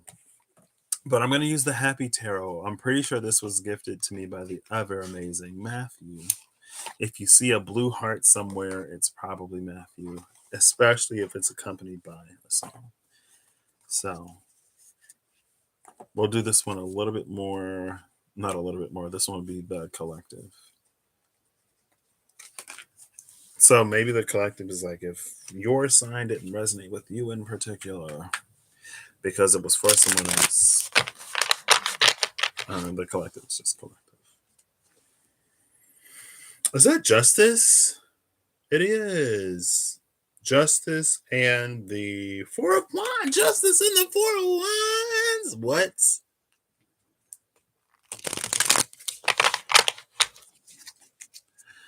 All right. For the collective. Four of Wands, the collective. 1023. There we go. Collective current energy is the Knight of Pentacles in reverse. Crossed by the Temperance card. And the root is the Three of Pentacles. In the past is the Hierophant in reverse. Crowning it is the Two of Swords. Yeah, it almost looked like a carrot. The Two of Carrots. The Two of the Two of Swords crowning it. And the future is the Nine of Swords. You are the Six of Cups. Environment is the Ace of Wands in reverse. Hopes and fears is the Ace of Pentacles upright.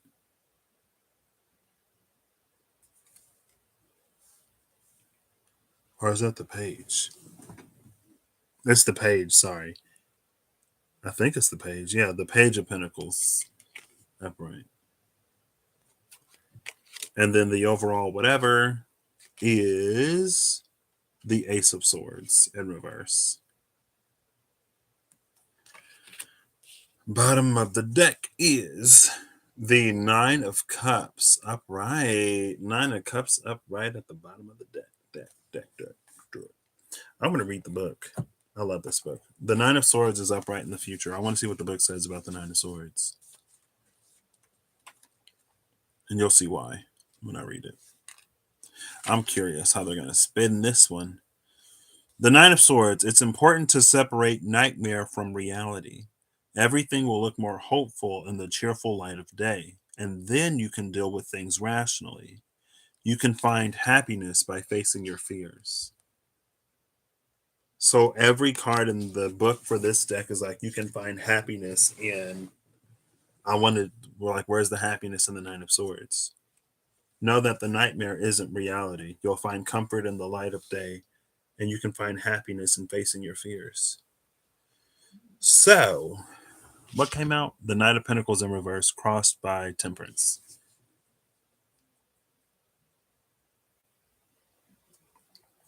Knight of Pentacles in reverse, crossed by Temperance.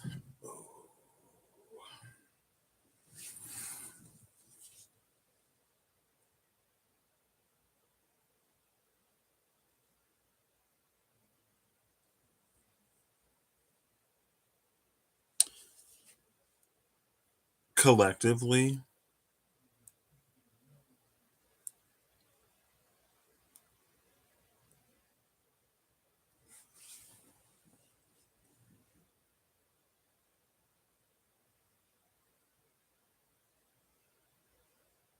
I almost want to pull before and after the Sun card, because there's a lot of light in this Three of Pentacles. Like, you see all these rays.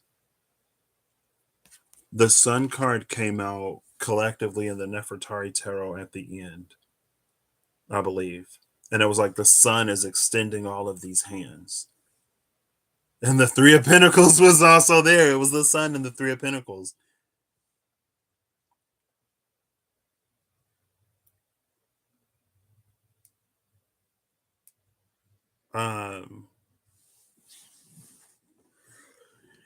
We are the Six of Cups.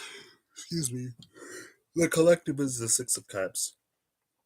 Current energy is the Knight of Pentacles in reverse. The Knight of Pentacles in reverse is interesting. It feels like it has all of the thoughtful, dedicated qualities of the Knight of Pentacles, but it's not as slow. But because it's not slow, we don't necessarily we might not necessarily see it as well thought out as it is. Because it's like, the Knight of Pentacles is meticulous and it's methodical and everything has to matter. No wasted energy. It's very efficient. Would we recognize it if it were any faster?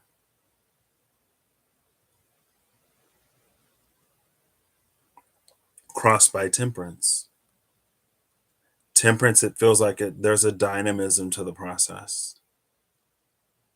And like that's why it doesn't have to be as slow anymore. Something about that Temperance lets the Knight of Pentacles move faster.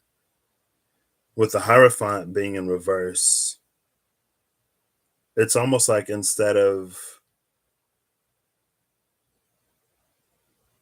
people, it's like people informing the systems rather than the other way around. But I thought about that. It might have been last night. I remember now. Um, Hierophant energy, it's almost like sometimes we ask more of the Hierophant than the Hierophant is to do for us. Like the Hierophant is not the divine. The Hierophant isn't a substitution for the divine. The Hierophant is like a liaison or an intermediary between us and the divine, but the Hierophant is not the divine. But because of what we need Hierophant to be, we kind of like elevate it. And it's not a position that many can sort of hold without, I want to say, deformity easily. But it's just like it wasn't intended for that. Um, the Two of Swords crowning this, it is like, it feels like very connected to like nature. It's connected to the divine, but I'm going to read it as nature because the moon and the stars are up here.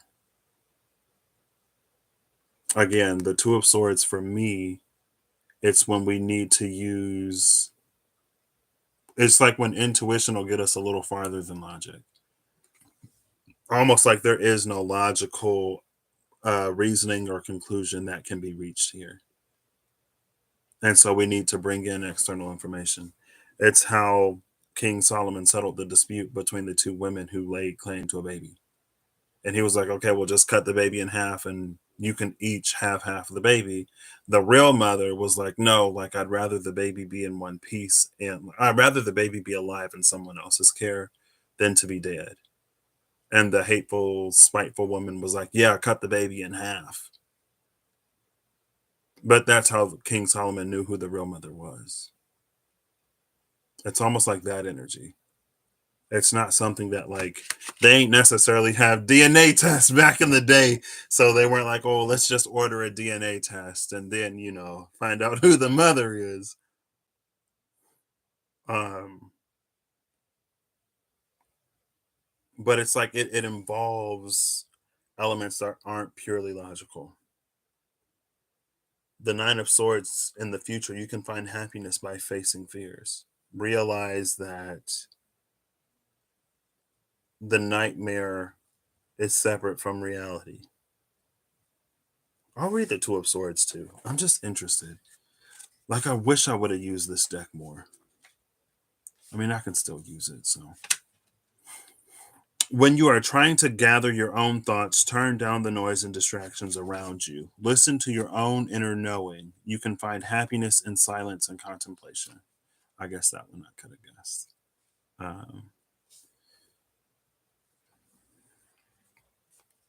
We are the Six of Cups with the Ace of Wands in the environment in reverse. The Page of Pentacles. And then, who is that? The Ace of Swords in reverse.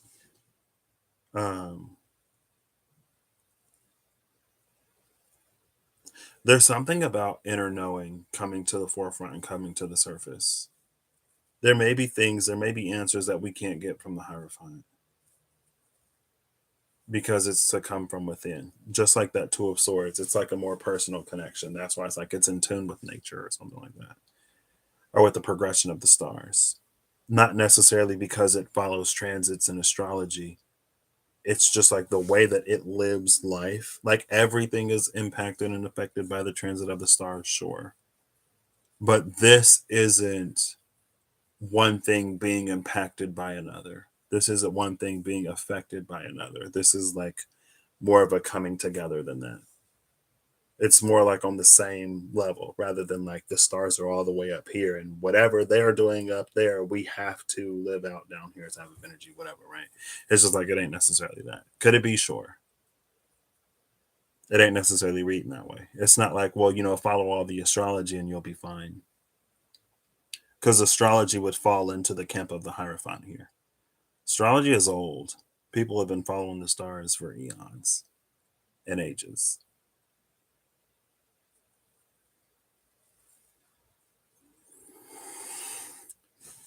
There may be a collective anxiety around the future, though, with the Nine of Swords being the future for sure. Far Shar. Page of Pentacles in the environment, or a Page of Pentacles in the hopes and fears. This might just be like of course, like, we want to, hey David, how you doing? Of course we want to like get it right the first time we do whatever. But the Page of Pentacles in the hopes and fears is like living in, or like wanting to live a new life, but not necessarily wanting to be a novice, if that makes sense. But with the Ace of Swords in reverse, it's like it's for us to find out as we do whatever. Listen to our inner truth, discover what our inner truth is, live by that inner truth, and then find out the rest. It's like it's information that was already given. It's not brand new information with this Ace of Swords in reverse. But for whatever reason, it's like we didn't know we had it, or we weren't putting it into play or putting it into practice or whatever. Ace of Wands in the environment, it's like, excuse me, that feels like that's how we affect the environment. Like we sow seeds of passion. We spread light wherever we go, and that lights up other sunflowers, and then they sprout, and then it's this propagation of light that happens, which is cool, which is interesting, which is why it's happening. Nine of Cups at the bottom of the deck. Somebody had a King of Pentacles in the environment.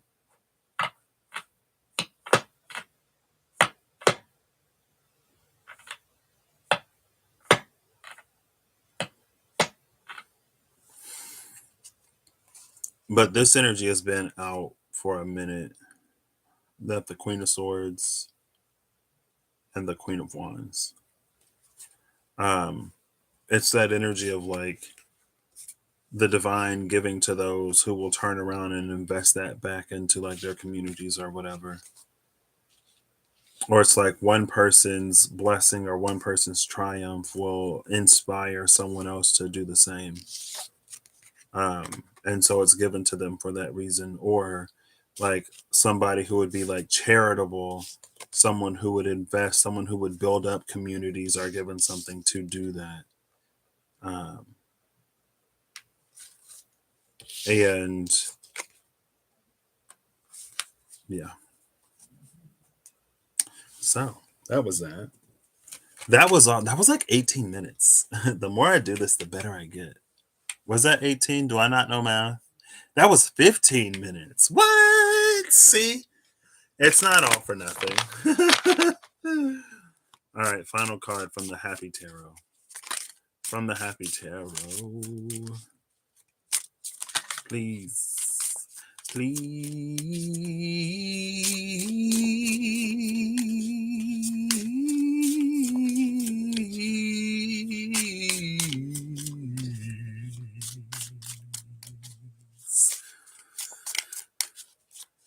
I'm gonna.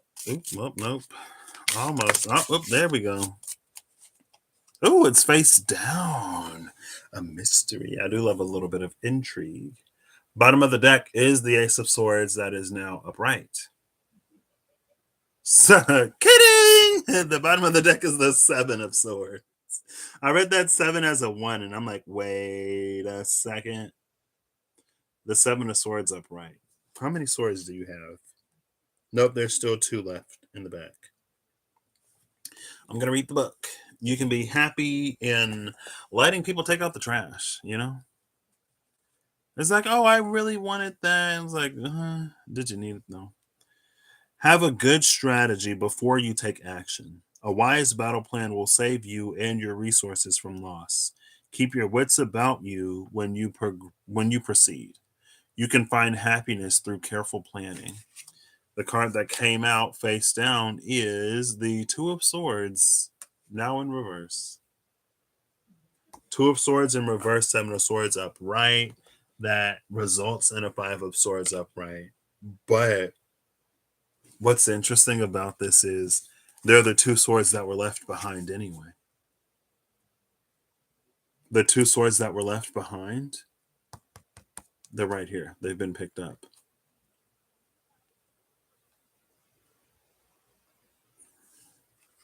The Tower is under that Seven of Swords. Is that karma? Maybe. When I was like, be happy and like letting whatever go, that Two of Swords was left behind. Whatever we thought was taken wasn't. The Tower with that Seven of Swords, it makes me think of the Tower in the Witch's Tarot. And it was a while ago now that the Tower had this meaning that was like, there's something that we've been convinced. There's something that cannot be taken, it cannot be stolen. We can only forfeit it if we choose to. And so, like, maybe we've been convinced that something is gone or something is taken or whatever, but it's not. Like, it's still within the Tower. Because it can't be stolen. It can't be taken. I don't know. Anyway, 3 hours, 41 minutes. Well, 3 hours, 42 minutes. And I made it through 10 signs. So there are people who can do it like quicker or whatever. Like I said, I'm just, I feel like I've done like all 12 signs maybe in around this time before. But that was like a 10 card spread. But anyway, it's fine. Anyway, I wanted to do it like roughly 20 minutes per sign. I was close enough. So I'll take it. Anyway, I hope you all have an amazing whenever you see this. I hope you're all acting in alignment to make all that you wish to experience your reality. And, I keep kicking the camera.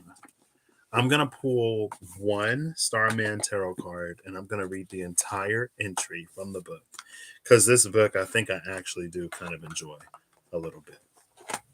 I'm not even going to shuffle it. This card right here, this is the one. Who is it? The 10 of Wands. Yeah, because that's what we need.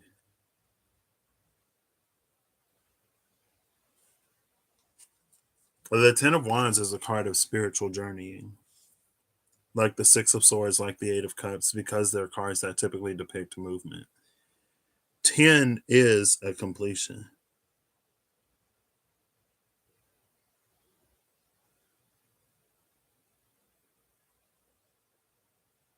No problem. Thanks. Let's see. 10 of Wands. Oh, there's the 6 of Wands. 10 of Wands. I carry the burdens of life. Am I going to hold this up? I'm going to try. The 10s. Oh, gosh. We're going to have to do it over here. Maybe. Let's see. The 10s in tarot represent the completion of intense cycles fraught with danger. Psychologically complex, impregnated with possibilities. This card determines, girl. I'm already tired of reading. Oh, the book is closed. It's fine. No, I'm not going to quit. Oh, not the 10 of Swords. Go back to the 10 of Wands. Goodness. I'm just like, man, I got to like struggle to read it. There we go. All right. The tens in tarot represent the completion of intense cycles fraught with danger, psychologically complex, impregnated with possibilities. This card determines you have arrived at the climax of an epic odyssey. In overcoming the negative force of the mind's shadows and the Nine of Wands, you have tenaciously given life to a creative venture, realized a dream, or accomplished a major goal. And yet, as you reach the summit of this metaphorical mountain, you face possibly an even bigger challenge ahead. You must now deal with the consequences of success and achievement. A path mirrored in so many mythological adventures where the intrepid hero arrives at the promised land, battered and beaten, only to discover that this is in fact where the real work begins. We are led to believe there is some place to reach where suddenly everything will be just fine and all our problems will vanish. The fairy tale ending, a Shangri La, that if we too work hard enough or are smart enough, we can save up to build our own paradise. Overwhelming evidence suggests otherwise. We have only to look at the dysfunctional and often destructive lives of countless celebrities and high achievers. We somehow believe in the formula when, then. When I have this, then I'll be happy, or when I do this, then I'll be happy. The never ending list. The very essence of life is movement. Change is the only constant. There is no continuous realm of happiness.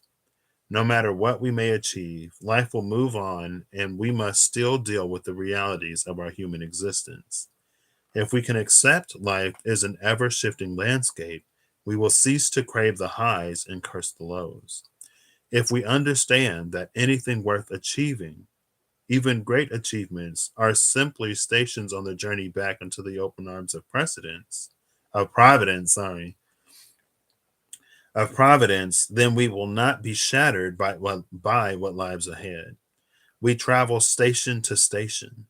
The happy ever after, it turns out, is the moment we find ourselves in right now.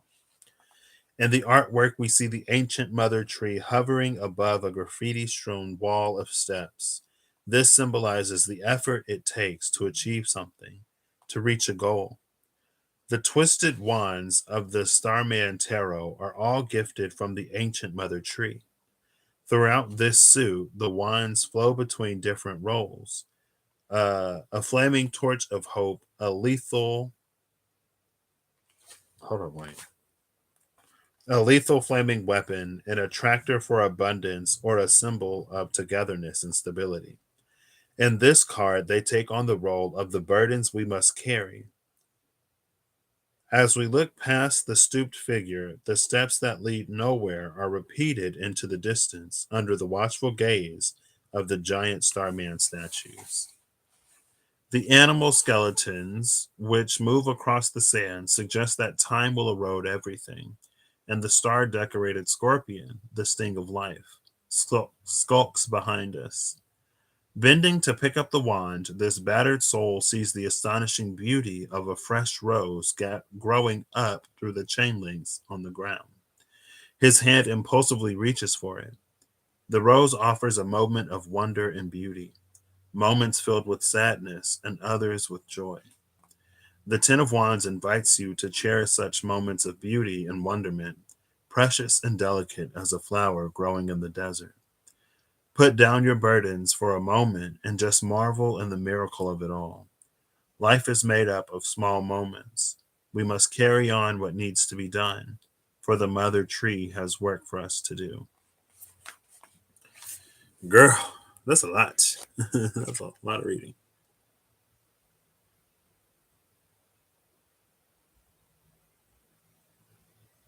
Oh, there are the steps that lead to nowhere in the distance. Here are the steps that lead to nowhere here. There's the rose. Where the rose at? Right there. There's a person stooped down.